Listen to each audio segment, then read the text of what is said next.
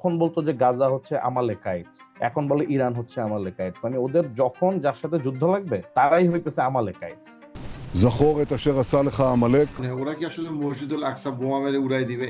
সে বলতেছে যে আইডিএফ কেন এই কাজটা করে না, কাউরে দিয়ে একটা ফলস ফ্ল্যাগ অপারেশন করা, যে একটা মিসাইল ইরান থেকে আসবে, মিসাইলটা এসে হিট করবে হচ্ছে যে ডোম অফ দ্য রক, পড়লে তো দোষটা হবে ইরানের। তাহলে ইসরায়েল আসলে কি চাচ্ছে? সুলাইমান ইসলাম যেটাকে বিল্ড করছেন, ওরা এটাকে বলে হাইকেল সুলাইমান বা টেম্পল অফ সুলাইমান, যে তোমাদের মেসায়া, দুইটা ভবিষ্যৎবাণী করা হয়েছে। এক হচ্ছে একজন মেসায়া আসবেন, যে you will get back your মসজিদ বা টেম্পল। ওদেরকে যে সেকেন্ড টেম্পলের কথা বলা হয়েছিল ওইটা কিন্তু হয়ে গেছে, ওদের প্রতিশ্রুতি বাস্তবায়ন। ওদেরকে মাসিহের কথা বলা হয়েছে, সেটাও হয়ে গেছিল, কিন্তু ওরা দুইটার কোনোটাই মানে নাই। আপনি জাস্ট থিঙ্ক অ্যাবাউট ইট ভাই, এটা কোন লেভেলের ইনস্যানিটি। ইসরায়েলের লাল গরু নিয়ে আসছে কিন্তু টেক্সাস থেকে ট্রান্সপোর্ট করে 2022-এ এনে তারা ওইটা নিয়ে এমন বাড়াবাড়ি শুরু করছিল যে তারা এইটা দিবে এবং ঘটনা ঘটে যাবে। সো এইটা আপনি করতে পারবেন না ভাই, ঘটনাগুলো ঘটবে কিন্তু আপনি নিজে থেকে হ্যান্ড অফ গড হইতে পারবেন না। তো ইসরায়েলিরা ঠিক এই কাজটা করতেছে, এভাঞ্জেলিক্যালরা এই কাজটা করতেছে। তারা বলতেছে আমরা হ্যান্ড অফ গড, আমরা ঘটনাটাকে আগায় নিয়ে আসি, এক্সপেডাইট করি আমরা ঘটনাটা। এই এভাঞ্জেলিক্যালদের আকীদাটা কি? জেরুজালেম যতক্ষণ পর্যন্ত না জিউসরা অকুপাই করবে কমপ্লিটলি, ততক্ষণ পর্যন্ত Jesus will not come back again. Jesus যদি আপনার জীবদ্দশায় চলে আসে আর আপনি যদি এভাঞ্জেলিক্যাল হন, তাইলে উনি আপনাকে নিয়ে র্যাপচার ঘটাবে, আকাশ ভেদ করে আপনাকে নিয়ে সে জান্নাতে উড়ে চলে যাবে। জিনিসটা খুব মজার না বিলিভ, যেটা কিন্তু অন্য কোনো খ্রিস্টিয়ানরা আছে, অন্য কেউ এই আইডিয়া এন্ডোর্স করে না। এগুলো মানে এমন কিন্তু না যে আসলে খ্রিস্টানরা জিউদেরকে ভালোবাসে, ইটস মোর লাইক ওরা জিউদেরকে কাটা মনে করে, যে কাটা দিয়ে সে কাটা তুলবে। তো জিউরা এখানে আসলে জিজাস এসে সবাই মারপিট করে আমার জান্নাতে নিয়ে যাবে। আপনি ওই হিরোশিমায় একটা 18 কিলোটন বোম মারছে, 15 কিলোটন, ওইটা দিয়ে একটা সিটি ডিস্ট্রয় হয়ে গেছে। আর এখন মেগাটনের বোম আছে, আপনি একটা বোমা মারবেন নিউ ইয়র্ক সিটি বা লস অ্যাঞ্জেলস সিটির মতো বড় সিটি কমপ্লিটলি কোলাপস হয়ে যাবে। Podcast sponsor star connect. Star connect এমন একটা প্ল্যাটফর্ম যেখানে আপনি যাদের সাথে কল্পনাও করতে পারেন না যোগাযোগ করার, তাদের সবাইকে আপনি পাচ্ছেন, আমি সহ। এবং আমি শিওর আপনি কমেন্টের ডেসক্রিপশনে যখন আপনি অ্যাপ এবং ওয়েবসাইট ভিজিট করবেন, ইউ উইল বি অ্যামেজড যে এত চমৎকারভাবে সবাইকে এক জায়গায় নিয়ে আসতে পেরেছে স্টার কানেক্ট।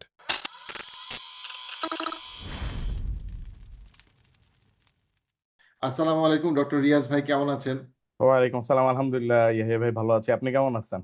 আলহামদুলিল্লাহ, আপনার সাথে অনেক দিন পর কথা হচ্ছে এবং দুনিয়ার খুব একটা এলোমেলো অবস্থায় কথা হচ্ছে। তো আপনার সাথে আমরা আগে ডেফিনেটলি ইসরায়েল আমেরিকার সম্পর্ক নিয়ে আলাপ করেছি এবং এখনো সেই সম্পর্কে একটা খুবই ইন্টারেস্টিং সিচুয়েশন। তো এবং এটা নিয়ে আপনি আপনার আলাপ সালাপ চ্যানেলে অনেকগুলো বক্তব্য দিয়েছেন।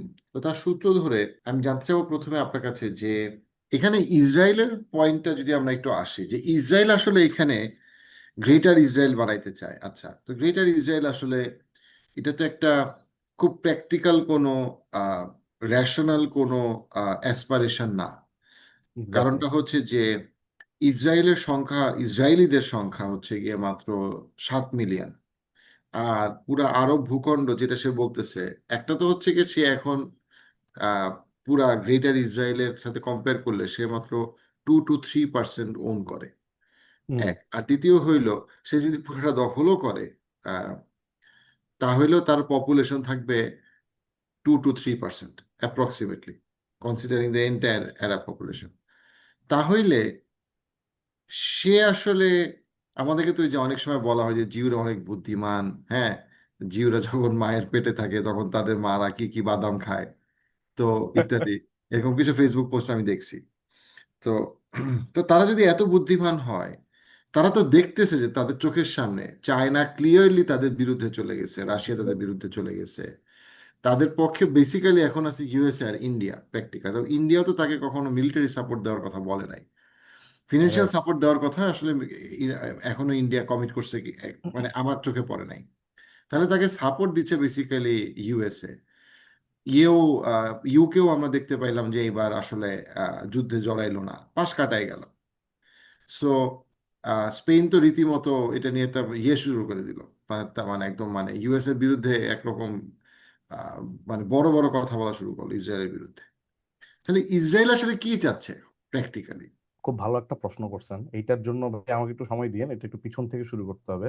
সো বাই ডেফিনেশন ম্যাপটা হইতেছে আপনার মানে রিভার নাইল, মানে নীল নদ থেকে ইউফ্রেটিস পর্যন্ত। তো ইউফ্রেটিস আপনি যদি দেখেন, এটা একবারে টার্কির উপর থেকে স্টার্ট হয়ে ইরাক, সিরিয়া হয়ে ইরাক, এইভাবে আর কি পুরা ইরাক সিরিয়া টার্কি পুরাটাতে বিস্তৃত।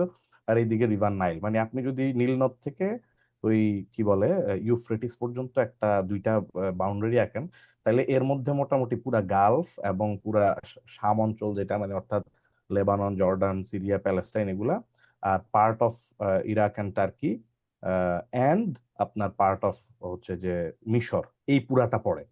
এবং আমি আপনার সাথে ভাই শতভাগ একমত যে এটা পুরা ইমপ্র্যাকটিক্যাল একটা idea in terms of our current Jio political and practical যে সিনারিও। আপনি স্পেশালি খুব ভালো একটা পয়েন্ট বলছেন যে পপুলেশন ওয়াইজ, মানে যদি ওরা দখলও করে, ওদের তো থাকার পপুলেশন নেই।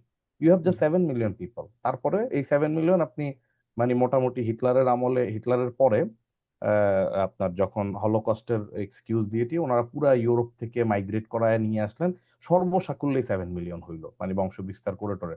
তো এইটা দিয়ে আপনি তো 2-3% কভার করতে পারেন। So it's impractical. এটা আসলো কোত্থেকে? আইডিয়াটা আসলো হচ্ছে মানে বর্তমানে আমাদেরকে বুঝতে হইলে আমি দুইটা সাইড বলবো। হচ্ছে জিউসদের মধ্য থেকে জায়োনিস্ট আছে, দর্শকদের বোঝার জন্য বলতেছি যে জিউসদের ভিতর থেকে জায়োনিস্ট আছে, আবার ক্রিশ্চিয়ানদের ভিতর থেকে জায়োনিস্ট আছে।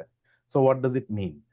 তো জিউসদের ভিতর থেকে যখন আমি জায়োনিস্ট বলি, এই আইডিয়াটা হচ্ছে তাদের ওল্ড টেস্টামেন্ট, মানে আমাদের ভাষায়, মুসলিমদের ভাষায় আমরা যেটাকে বলি তাওরাত, ওরা ওদের ভাষায় ওরা বলে তালমুদ বা তানাক, বা ইংলিশে আপনি হচ্ছে ওল্ড টেস্টামেন্ট বলা হয়। ওল্ড টেস্টামেন্ট হচ্ছে যে জিউসদের বুক, আর নিউ টেস্টামেন্ট হচ্ছে বাইবেল বা ক্রিশ্চিয়ান, আমরা যেটাকে ইনজিল বলি, ঈসা আলাইসাল্লামের উপর নাজিলকৃত, আর ওল্ড টেস্টামেন্ট মুসা আলাইসাল্লামের উপর। তো এই ওল্ড টেস্টামেন্টের সময় থেকে নিয়ে আপনি যদি খুব কুইকলি আমি বলি যে মুসা আলাহিসাল্লামের পরে হচ্ছে যে সুলাইমান আলাহ ইসলামের আমলে মসজিদুল আকসাটা তৈরি করা হলো। সুলাইমান আলাহ ইসলামকে আল্লাহ তাআলা বললেন, এটা কোরআনের স্টোরিগুলো সব আছে, যে সুলাইমান ইসলামকে আল্লাহ বললেন যে তুমি মসজিদুল আকসা বানাও। উনি বানাইলেন, এবং আল্লাহ বললেন যে আরদাল মুকাদ্দাস, এটা পবিত্র ভূমি, ফিলিস্তিনকে পবিত্র ভূমি বলে ওইখানে মসজিদুল আকসাটা সুলাইমান ইসলাম বানাইলেন। এবং তারপরে জানেন যে সুলাইমান ইসলামের পর পর বনি ইসরায়েলের একটা অধপতন হইলো 200-250-300 বছর ধরে। এবং ব্যাবিলনিয়ান সাম্রাজ্যের আমলে অর্থাৎ 598 বিসি, ঈসা আলাইহিস সালামের 598 বছর পিছনে আগায় গেলে, মানে আগে আপনার একটা ডিস্ট্রাকশন হইলো তাদের। এবং এটা কোরআনে বর্ণিত আছে সূরা বনী ইসরাইলে, যে তাদেরকে দুইটা বিপর্যয়ের কথা বলা হয়েছে। সো এই যে বিরাট একটা ধ্বংসযজ্ঞ হইলো, তখন প্রথমবার মসজিদুল আকসা ভেঙে গেল। মসজিদুল আকসা ভেঙে দিল আল্লাহ, এবং আল্লাহ এটা কোরআনে বলছে যে এটা তোমাদের মানে কাজের প্রায়শ্চিত্ত স্বরূপ শাস্তি হিসেবে দেওয়া হইলো। এটা দর্শকরা যদি সূরা বনী ইসরাইল আয়াত 1 থেকে 5 পড়েন, আপনারা এগুলো পেয়ে যাবেন আর কি। তাও আমি আয়াতটা একটু জাস্ট আপনাদের জন্য বলি। আল্লাহ বলতেছেন ফাইদা জাআ ওয়াদু উলাহুমা বাআসনা আলাইকুম ইবাদাল লানা উলি বাসিন শাদীদিন ফাজাসু খিলালাদ দিয়ার।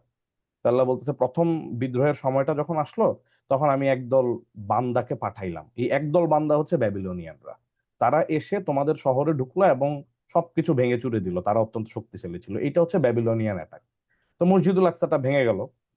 তারপরে আপনার প্রায় 60-70 ইয়ার্স এর মধ্যে king Cyrus, the great king Cyrus, উনি পার্সিয়ান কিং ছিলেন, মানে ইরানে, বর্তমান ইরান, খোরাসান, এই পুরো অঞ্চল পার্সিয়ান কিং। তো এই মানে সাইরাস হচ্ছে ব্যাবিলনিয়ান এম্পায়ারকে পরাজিত করলেন 60 ইয়ার্স লেটার। এবং তারপরে সাইরাস হচ্ছে বনি ইসরায়েলকে আবার পারমিশন দিলেন যে তোমরা আবার ফিলিস্তিনে ব্যাক করো। কারণ ব্যাবিলনিয়ানরা যখন তাদেরকে অ্যাটাক করছে, তাদেরকে অনেক লোককে তো মেরে ফেলছে, হাজার হাজার, অনেককে নির্বাসনে দিয়ে দিছে, অনেককে দাস দাসী বানায় ফেলছে, ইত্যাদি ইত্যাদি। তো পরে তাদেরকে সাইরাস আবার অনুমতি দিল যে তোমরা ফেরত আসো, এবং এসে তাদেরকে টাকা পয়সা দিল যে তোমরা মসজিদুল আকসা এখানে বানাও। তো 78 বছর পর 522 বিসি মসজিদুল আকসাটা আবার তৈরি করলেন। যেই লোক তৈরি করলেন তার নাম হচ্ছে জরুবাবেল। তো জরুবাবেলের আমলে তৈরি হইলো, এবং এইটা খুব ইম্পর্টেন্ট পয়েন্ট। এই যে মসজিদুল আকসাটা সেকেন্ড টাইম হইলো, এইটাকেই আমরা বলতেছি মানে বর্তমান জিউসরা বা ক্রিশ্চিয়ান এভাঞ্জেলিক্যালরা ওরা এইটাকেই বলে সেকেন্ড টেম্পল, যেটা উজায়ের আলাইসাল্লামের সময় থেকে নিয়ে ঈসা আলাইসাল্লামের সময় পর্যন্ত ওই মসজিদুল আকসাই ছিল। ওরা বলে সেকেন্ড টেম্পল, কিন্তু আমাদের কোরআনের ভাষ্য হচ্ছে থ্রু আউট মসজিদুল আকসা বা বাইতুল মুকাদ্দাস। সো আমরা একই ল্যাঙ্গুয়েজ বলি এটাকে, মানে সুলাইমান ইসলাম যেটাকে বিল্ড করছেন, ওরা এটাকে বলে হাইকেল সুলাইমান বা টেম্পল অফ সুলাইমান। তা আমরা বলতেছি মসজিদুল আকসা ছিল, পরে ভেঙে ফেলছে, আবার মসজিদুল আকসা তৈরি হয়েছে, ওরা এটাকে সেকেন্ড টেম্পল বলে, যেটা হিরোজ টেম্পল নামে পরিচিত।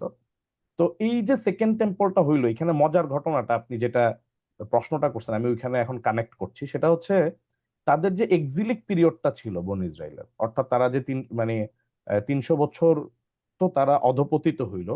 তাদেরকে নবী যা যা করতে বলছে তারা সেগুলো অগ্রাহ্য করলো, তারা অধপতিত হইতে হইতে আল্লাহ তাদেরকে শাস্তি দিলেন। শাস্তি দেওয়ার পর তারা যে নির্বাসিত হয়ে গেল ব্যাবিলনিয়ান সাম্রাজ্য দ্বারা, এই এক্সিলিক পিরিয়ডে অসংখ্য অনেক নবী পাঠাইছেন আল্লাহ। নবীরা তাদেরকে বলছে তোমরা তওবা করো, তোমরা ফেরত আসো, ইত্যাদি ইত্যাদি। তো ওই নবীরা এক্সিলিক পিরিয়ডে যে নবীরা আসছেন, প্রফেটসরা আসছেন, তারা একের পর এক সুসংবাদ দিচ্ছেন তাদেরকে যে তোমরা যদি তওবা করো, আল্লাহ তোমাদেরকে আবার তোমাদের এই মানে ওদের ভাষায় টেম্পল বা আমাদের ভাষায় মসজিদ, তোমাদেরকে এটা আবার দান করবেন, তোমাদেরকে আবার জেরুজালেমে ব্যাক করার সুযোগ দিবেন। এই প্রতিশ্রুতিগুলো ওই মাঝ পর্যায়ের নবীরা বারবার তাদেরকে প্রতিশ্রুতি দিচ্ছেন, যেগুলো হবে। আল্লাহ বলতেছেন তোমরা জাস্ট আল্লাহর পথে ফেরত আসো। এখন খেয়াল করেন, এগুলো কিন্তু সব হয়ে গেছে অলরেডি। মানে তারা যে এই যে এখন খুব দেখবেন যে থার্ড টেম্পলের আলাপ চলতেছে, কিন্তু আপনি যদি এজেকিয়েল পড়েন, আপনি বুক অফ জেরেমায়া পড়েন, মানে ওল্ড টেস্টামেন্ট থেকে, আপনি দেখবেন যে যত জায়গায় এই ভবিষ্যৎবাণীগুলো করা হয়েছে যে তোমাদের মেসায়া, দুইটা ভবিষ্যৎবাণী করা হয়েছে। এক হচ্ছে একজন মেসায়া আসবেন, মাসিক, ওদের ভাষায় মশিয়াক, একজন মশিয়াক আসবেন। আর আরেকটা ভবিষ্যৎবাণী করা হয়েছে যে you will get back your মসজিদ বা টেম্পল, মানে হাইকলে সুলাইমানি বা হিরোজ টেম্পল বা মসজিদুল আকসা যাই বলেন, you will get it back. So এই যে দুইটা প্রতিশ্রুতি বারবার আল্লাহ দিচ্ছিলেন নবীদের মাধ্যমে, এই দুইটা প্রতিশ্রুতি কিন্তু বাস্তবায়ন হয়ে গেছে।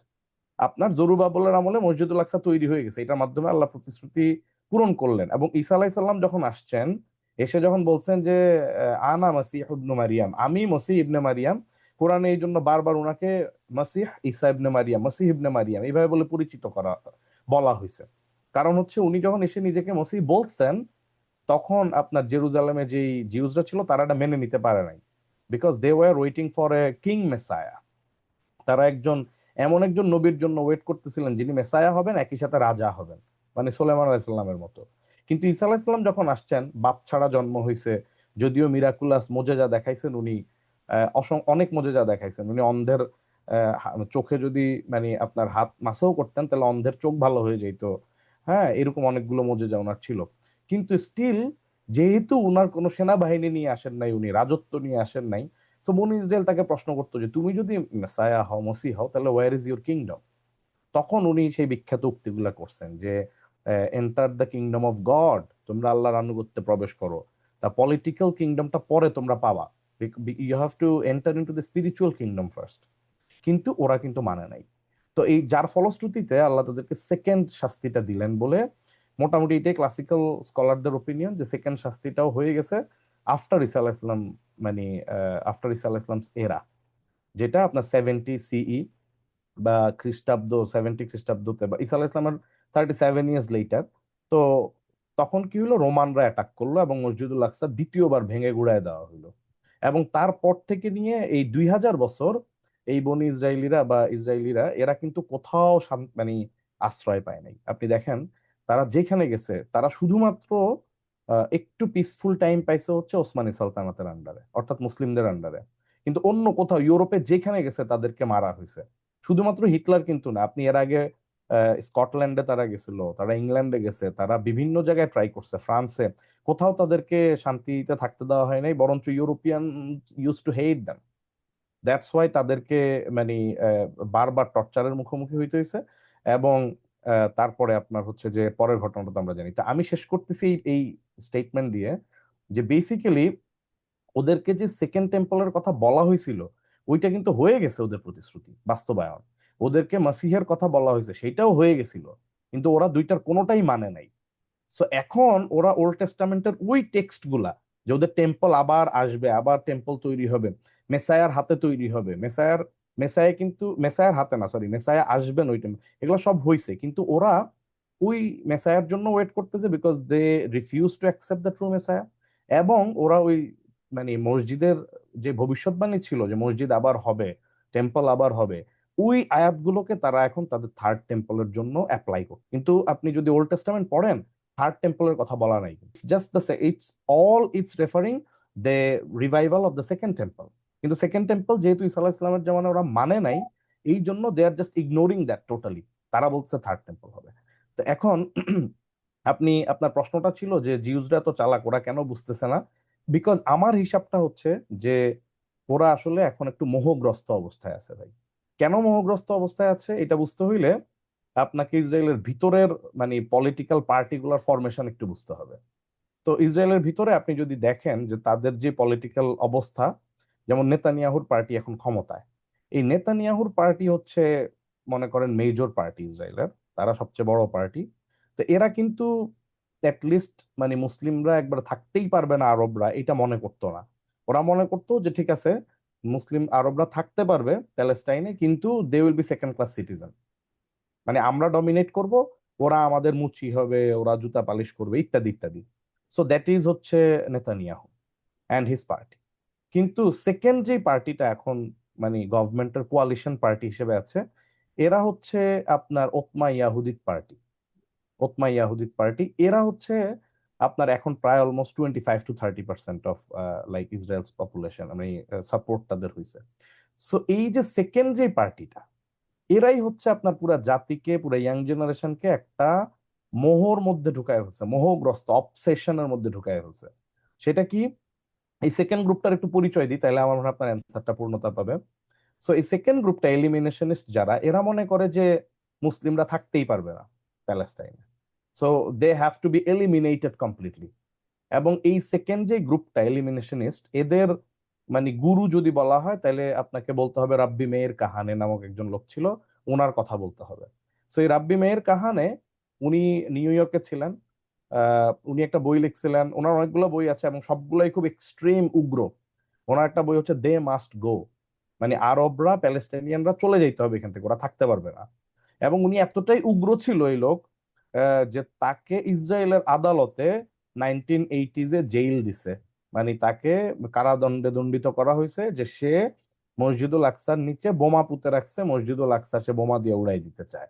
এই অভিযোগে ইসরায়েলের আদালত তাকে দণ্ড দিছে, আপনি চিন্তা করে দেখেন, ইন 1980s।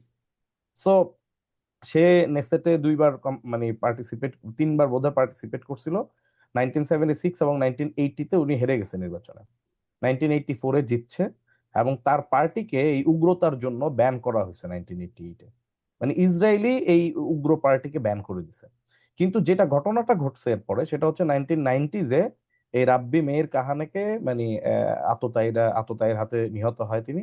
এবং এরপরে তার যেই উগ্রবাদী আইডিওলজি, যেটা হচ্ছে যে মানে পুরাপুরি ওদের ভাষায় মশিয়াক, আমরা বলি মেসায়া, আরবিতে হচ্ছে মসিহ, ইংলিশে মেসায়া, আর হিব্রুতে মশিয়াক। তো ওরা সেই মশিয়াকের জন্য একেবারে মোহগ্রস্ত হয়ে উন্মত্ত হয়ে রয়েছে। এবং এই মানে যে আইডিওলজিটা, মেয়ের কাহানের আইডিওলজি, এটাকে বলে কাহানিস্ট আইডিওলজি। এই কাহানিস্ট আইডিওলজিটা মূলত নিজেদেরকে বলতে চায় যে আমরা হচ্ছে হ্যান্ড অফ গড, মানে আমরা জোর করে হইলেও ঘটনাগুলো যেগুলো প্রফেসাইজ করা হয়েছে, এবং অ্যাগেইন প্রফেসি গুলো হচ্ছে মিস ইন্টারপ্রিটেড বাই দেম। যেটা আমি বললাম যে সেকেন্ড টেম্পল কিন্তু হয়ে গেছে অলরেডি, ঈসা আলাইহিস সালাম চলে আসছে, কিন্তু they are misinterpreting, they are waiting for their messiah anyway. So আপনার এই কাহানিস্ট আইডিওলজিটা হচ্ছে মূলত আপনার এই উগ্রবাদী চর্চা, উগ্রবাদী ধারণা, উগ্রবাদী একটা প্রজন্ম তৈরি করছে ইসরায়েলের ভিতরে। মানে ইসরায়েল ইটসেলফ একটা কনসেপ্ট হিসেবে একটা উগ্র কনসেপ্ট, ইসরায়েল রাষ্ট্রটাই। কিন্তু এর ভিতরে আবার আপনার এই উগ্রবাদী একটা গ্রুপ, প্রচন্ডভাবে উগ্রবাদী একটা গ্রুপ তৈরি হয়েছে লাস্ট 30 years। এবং এটার প্রথম ইনস্ট্যান্স ছিল হচ্ছে 1994-এ আপনার ওয়েস্ট ব্যাংকের একটা মসজিদে ঢুকে আপনার রমজানে রমজানে নামাজরত অবস্থায় বাইরুক গোল্ডস্টেইন নামে এক লোক, সে হচ্ছে ঢুকে আপনার আইডিএফ এর ইউনিফর্ম পরে ব্রাশ ফায়ার করে 25 জন মুসল্লিকে মেরে ফেলছে রমজানে। এবং আপনার বর্তমান সরকারের যে প্রতিরক্ষা মন্ত্রী ইতমার বেন গভীর, এই লোক হচ্ছে এই বাইরুক গোল্ডস্টেইনের ছবি, চিন্তা করেন বাইরুক গোল্ডস্টেইন যে মানে সে রমজানের মসজিদে ঢুকে মুসল্লিদেরকে মেরে ফেলছে 25 জন মুসল্লিকে। আর এই খুনির ছবি ইতমার বেন গভীর তার অফিসে ঝুলায় রাখতো, তার ড্রয়িং রুমে ঝুলায় রাখতো আনটিল 1995। মানে কি পরিমাণ উগ্র আপনি এখান থেকে বুঝতে পারেন যে একজন খুনির ছবি আপনার মাথার উপর সে ঝুলায় রাখতো। তারপরে সে পলিটিক্সে যখন ঢুকছে তখন ওই ছবি সরায় ফেলছে তার অফিস থেকে। সো ওই লোক হচ্ছে এখন নেতানিয়াহু গভর্নমেন্টের সবচেয়ে শক্তিশালী লোক, প্রতিরক্ষা মন্ত্রী ইতমার বেন গভীর। তো এবং তাদের এই যে মানে উগ্রবাদী প্রজেক্ট ইতমার বেন গভীর, স্মটরিচ, এরা যেসব কথাবার্তা বলে, আমি এদের কয়েকটা স্টেটমেন্ট বলবো। তো এদের এই পুরো আইডিওলজিটাকে রিলিজিয়াস একটা মানে ন্যারেটিভ আকারে ওদের ইসরায়েলি সমাজে হাজির করছে, তাদের কিছু মানে রিলিজিয়াস কিছু রাবাই। হ্যাঁ, এদের মধ্যে আমি জাস্ট নাম বলি কয়েকজনের। একজনের নাম হচ্ছে, তিনি চিফ রাবাই ছিলেন ইসরায়েলের, ওনার নাম হচ্ছে রাব্বি ওভাদিয়া ইউসুফ। রাব্বি ওভাদিয়া ইউসুফ এবং তার ছেলে ইয়াকুব ইউসুফ। এরা ওভাদিয়া ইউসুফ ছিল চিফ রাবাই অফ ইসরায়েল, এবং তার ছেলে হচ্ছে যে বলছে আমাদের যেই ধর্মীয় আইডিওলজি, অর্থাৎ তাদের ধর্মীয় আইডিওলজি হচ্ছে যে you have to kill the Arabs no matter what. এবং সে বলছে এটা যে how can you make peace with the Amaleks. যখন তাকে প্রশ্ন করা হয়েছে যে আরবদের সাথে আমরা একটা শান্তি চুক্তি করি, তারাও তো আমাদের দেশের মানুষ, বলছে how can you make peace with Amaleks, আমালেকদের সাথে কি কিসের চুক্তি করবা তুমি। এবং সে বলছে যে গড নাকি সরি, যে গড হ্যাজ ক্রিয়েটেড দ্য ইসমাইলিজ, মানে মুসলিমদেরকে ইন্ডিকেট করে। সো এই লোক হচ্ছে আপনার এই উগ্রবাদী থটটাকে, এই উগ্রবাদী যে পলিটিক্যাল প্রজেক্ট, এইটাকে ধর্মীয় ভিত্তি বা ধর্মীয় জাস্টিফিকেশন দিছে হচ্ছে এই লোক, রাব্বি ওবাদিয়া ইউসুফ। এবং তার ছেলে ইয়াকুব ইউসুফ এইটাকে পুরোপুরি একটা প্রজেক্ট আকারে বই টই লিখে দে জাস্টিফাইড যে আপনি you can do genocide for the sake of religion, meaning that if you fight with the Amaleks এবং ইসমাইলিজ, মুসলিমদের সাথে ফাইট করলে you can kill their children, kill their babies, cattle and sheeps, no matter what. So incitement to the genocide is not punishable according to their মানে religious ideology. এবং এদের এদের যে product, Isaac Shapiro নামের এক লোক, সে বই লিখছে কিংস তোরা নামের একটা বই, কিংস তোরা, খুব বিখ্যাত বই। এই কিংস তোরা, এই বইতে they justified the killing of the baby of the enemy. এবং এই লোকেরাই হচ্ছে লিকুদ পার্টি, যেটা নেতানিয়াহুর পার্টি, বিরোধী দল, এই সবগুলো দলে তারা ইনফিলট্রেট করছে, প্রচুর পরিমাণে তাদের লোক ঢুকাইছে। এবং ইতমার বেন গভির বা স্মট্রিচ, এরা তো সরাসরি কোয়ালিশন গভর্নমেন্টের মন্ত্রী। তো এবং ইকমার বেন গভির কতটা এক্সট্রিমিস্ট দেখেন, যে সে নিজেই হচ্ছে একজন সেটেলার, অর্থাৎ মুসলিমদেরকে তাদের বাড়িঘর থেকে উচ্ছেদ করে সে বাড়িঘর দখল করে, এবং he feels proud of that. সে একজন মন্ত্রী, সে নিজে তার নেতৃত্বে, আমি একটা স্ট্যাটস বলি ভাই, সেটা হচ্ছে গত 2 বছরে আপনার ওয়েস্ট ব্যাংকে, শেখ জাররা এবং অন্যান্য নেইবারহুডে এত বেশি মুসলিমদেরকে বাড়ি থেকে উচ্ছেদ করে এই বেন গাভির এবং স্মটরিচ এদের নেতৃত্বে দখল করা হয়েছে, যেটা এর আগের 50 বছরেও হয় নাই। মানে গত 2 বছরে এত বেশি সংখ্যক মুসলিমদেরকে উচ্ছেদ করে তাদের বাড়ি দখল দেওয়া হয়েছে। সো এই হচ্ছে অবস্থা। তো এই যে উগ্রবাদী গ্রুপটা, এরা মনে করেন যে 1990 থেকে নিয়ে আজ পর্যন্ত, তাহলে কত বছর, এই 35 বছরে তারা 2%ও ছিল না 90 সালে। সেই 2%-এর এই উগ্রবাদী গ্রুপটা এখন হচ্ছে প্রায় 25%। এবং নেতানিয়াহু গভর্নমেন্ট একদিনও টিকতে পারবে না এরা যদি সমর্থন সরায় নেয়। তো যার ফলশ্রুতিতে তারা একটা, আমার মনে হয় একটা অবসেশনের মধ্যে আছে ভাই। আপনার কাছে কি মনে হয়, ওরা কি মসজিদ আকসা ভাঙতে চায় বা এবার ভাঙবে? আর যদি এইটা একটা ভাঙে, খুব মানে এখানে প্রশ্নটা মিলাই করি, ধরেন ওরা তার মানে থার্ড টেম্পল বানাইতে চায়, আচ্ছা তো এখন ওরা কি মসজিদুল আকসা এবার ভাঙবে? আচ্ছা ভাঙলে, ধরেন ওরা মসজিদুল আকসাতে থার্ড টেম্পল বানাইলো, দিনের শেষে তো একটা বিল্ডিং, তাহলে কি হয়ে যাবে? মানে ওদের মাইন্ডসেটটা এক্স্যাক্টলি, কিভাবে কাজ করে? খুব ভালো প্রশ্ন করছেন। আমি এই মসজিদুল আকসার এইটাতে আসতেছি, তার আগে আমি একটু কানেক্ট করি যে আমি তো জি, জিউসদের যে উগ্রবাদী গ্রুপ, এটা মনে হয় দর্শকরা বুঝতে পারছে, আমি এর সাথে একটু আমেরিকার একটু যোগসূত্র স্থাপন করি যে আমেরিকা প্লিজ। কেন এত ডেসপারেট। মানে হ্যাঁ, আমি আপনার পডকাস্টে এর আগের বার একটু আলাপ করছিলাম, আজকে আর একটু মানে সহজ ভাষায় বলি। সেটা হচ্ছে যে আমেরিকার পলিটিক্সে এভাঞ্জেলিক্যাল ক্রিশ্চিয়ানদের যে প্রভাব, মূলত দর্শকদেরকে সহজভাবে বলি যে এভাঞ্জেলিক্যাল ক্রিশ্চিয়ানরাই হইলো জায়নিস্ট ক্রিশ্চিয়ান, জি, এভাঞ্জেলিক্যাল। এখন এভাঞ্জেলিক্যালিজম জিনিসটা কি? আপনারা দেখবেন আমাদের মুসলিমদের ভিতরে আমরা বলি না যে ভাই অনেক ফেরকা, শিয়া সুন্নি এটা সেটা, আমাদের থেকে ক্রিশ্চিয়ানদের ফেরকা কিন্তু আরো অনেক বেশি। আমরা ইহুদিদের হয়তো অনেক জানি না, ফেরকা, জি। ইহুদিদেরও অনেক ফেরকা, এবং তাদের মেজর স্কিজম হয়েছিল 1054। তো যাই হোক, ওদের ক্যাথলিক প্রোটেস্ট্যান্ট এগুলা করতে করতে অনেক ফেরকা হয়েছে। করতে করতে আপনার ষোড়শ বা সপ্তদশ শতকে এসে মার্টিন লুথার কিং নামক একজন ব্যক্তি, এটা কিন্তু সিভিল রাইটস মুভমেন্টের মার্টিন লুথার কিং না, এটা হচ্ছে ওদের একজন religious leader Martin Luther King, জি, তিনি এই এভাঞ্জেলিক্যাল আইডিয়াটা নিয়ে আসছেন। সো এভাঞ্জেলিক্যালরা হচ্ছে প্রথমে, স্ট্যাটসটা বলি, আমেরিকাতে এভাঞ্জেলিক্যাল ক্রিশ্চিয়ান ধরেন অলমোস্ট 40%। আমার হয়তো স্ট্যাটস একটু এদিক সেদিক হতে পারে, বাট আমেরিকার ক্রিশ্চিয়ানদের মেজরিটি, সবচেয়ে বড় গ্রুপ হচ্ছে এভাঞ্জেলিক্যাল ক্রিশ্চিয়ান। আমেরিকার পরে ব্রিটেনে হচ্ছে সেকেন্ড লার্জেস্ট এভাঞ্জেলিক্যাল কমিউনিটি, কিন্তু 15%-এরও কম হবে, আমার মনে হয় 10-12% এরকম ব্রিটেন। আর ব্রিটেনের পরে আপনার ফ্রান্স বা রাশিয়া, অন্য কোথাও 1-2-3%-এর বেশি নাই। সো তার মানে ওভারওয়েলমিংলি এভাঞ্জেলিক্যালরা অনলি ইন আমেরিকা। এটা হচ্ছে ফার্স্ট থিং। এখন এই এভাঞ্জেলিক্যালদের আকিদাটা কি, এটা একটু ক্লিয়ার হোক দর্শকরা। সেটা হচ্ছে অন্য ক্রিশ্চিয়ান কোনো ফেরকার কিন্তু এরকম কোনো বিলিফ নাই যে যেগুলো এভাঞ্জেলিক্যালদের ইউনিকলি আছে, দুই তিনটা বিশ্বাস। নাম্বার ওয়ান, তাদের বিশ্বাস হচ্ছে যে জেরুজালেম যতক্ষণ পর্যন্ত না জিউসরা অকুপাই করবে কমপ্লিটলি, ততক্ষণ পর্যন্ত Jesus will not come back again. So number one. Number two হইতেছে যে আহ, মানে জেরুজালেম তাদের ক্যাপিটাল হবে এবং তারা থার্ড টেম্পল বানাবে। এই থার্ড টেম্পলের আইডিয়াটা আসলে মূলত ছিল না, এইটা ওদের গত 60-70 বছরের লবিং এ এই আইডিয়াটা তাদের মধ্যে ঢুকানো হয়েছে, ব্রেইন ওয়াশ করা হয়েছে আর কি। যে থার্ড টেম্পলটা তারা যদি বানায় এবং তাইলে তাদের তাইলে হচ্ছে Jesus will come back again. এখন জেসাস যদি চলে আসে তাইলে কি হবে? তাইলে হবে হচ্ছে র্যাপচার হবে। র্যাপচারের আইডিয়াটা শুধুমাত্র এভাঞ্জেলিক্যালদের মধ্যে আছে, এটা অন্যদের মধ্যে নাই। অন্য ক্রিশ্চিয়ানরা মনে করে যে আপনি মারা যাবেন, আপনি মারা গেলে আপনি যদি বিশ্বাস করেন যে Jesus is the son of god এবং সে আপনার সমস্ত গুনার দায়ভার নিয়ে ক্রুসিফাইড হয়ে গেছে ভাই, তাইলে আপনি free from all your scenes. এটা হচ্ছে জেনারেলি ক্রিশ্চিয়ানদের বিলিফ, যে তাইলে আপনি মোটামুটি যাই করছেন আপনার গুনার দায়ভার নিয়ে জেসাস তো ক্রুশবিদ্ধ হয়েই গেছে, তা আপনি মানে মারা যাবেন আর আখেরাতে উঠে আপনি সুন্দর মতো হেঁটে হেঁটে জান্নাতে চলে যাবেন, মজা। আচ্ছা, তো এখন এভাঞ্জেলিক্যালরা বিলিভ করে যে না, জেসাস যদি আপনার জীবদ্দশায় চলে আসে আর আপনি যদি এভাঞ্জেলিক্যাল হন, তাইলে উনি আপনাকে নিয়ে র্যাপচার ঘটাবে। র্যাপচার মানে কি, মানে আকাশ ভেদ করে প্রথমে তো জেসাস আসবে, এসে তার শত্রুদেরকে হত্যা করবে, করে তারপরে আকাশ ভেদ করে আপনাকে নিয়ে সে জান্নাতে উড়ে চলে যাবে, কারণ he is the god, right? So তার তার মানে আপনি মানে র্যাপচার করে আপনি জান্নাতে চলে গেলেন, জিনিসটা খুব মজার না? সো এইটা হচ্ছে এভাঞ্জেলিক্যালদের বিলিভ, যেটা কিন্তু অন্য কোনো ক্রিশ্চিয়ানরা, আপনি রাশিয়ান ক্রিশ্চিয়ান, ফ্রেঞ্চ ক্রিশ্চিয়ান, মানে অন্য যত ক্রিশ্চিয়ান গ্রুপ আছে অন্য কেউ এই আইডিয়া এন্ডোর্স করে না এগুলো। So this is number one. আমার মনে হয় বিলিফ পার্টটা ক্লিয়ার দর্শকদের। এখন আপনি ভাবতেই পারেন যে ভাই ধর্ম তো ভাই বহুত বিশ্বাসী আছে, শিয়া সুন্নি কত বিশ্বাস, কিন্তু ধর্ম কি আসলে রাষ্ট্রকে প্রভাবিত করতে পারে বর্তমান যুগে? এটা একটা ভ্যালিড কোয়েশ্চেন, যে ভাই ধর্ম কি রাষ্ট্রকে প্রভাবিত করে নাকি, এত মানে এত বেশি করে কিনা।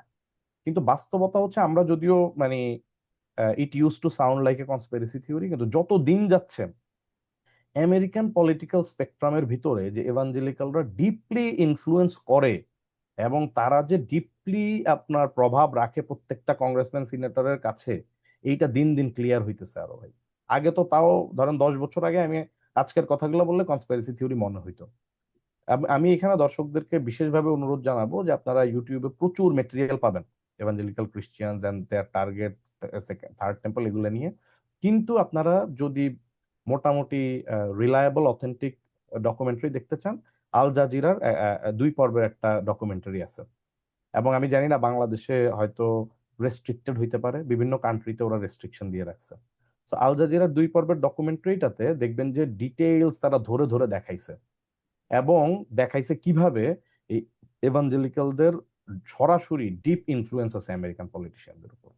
এবং এই পলিটিশিয়ানদের উপর যে তাদের ইনফ্লুয়েন্স, এটা কেবলমাত্র এমন না যে আপনি যোগাযোগ রাখেন, তারা লিটারেলি কন্ট্রোল করে অনেককে। ইভেন কংগ্রেসম্যান সিনেটর অনেকে তাদের লোক, অনেকে লবিস্ট। এখন আমি এখানে একটু কানেক্ট করি এখন।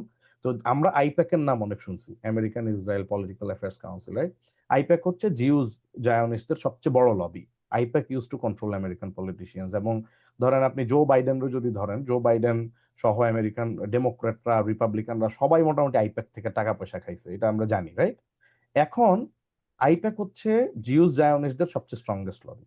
আর আমেরিকান এভাঞ্জেলিক্যাল ক্রিশ্চিয়ান জায়নিস্ট যারা, এদের সবচেয়ে বড় লবির নাম হচ্ছে কুফি, ক্রিশ্চিয়ান ইউনাইটেড ফর ইসরায়েল, কুফি। এই কুফি এবং আইপ্যাকের মধ্যে একটা দারুণ হ্যান্ডশেক হয়েছে।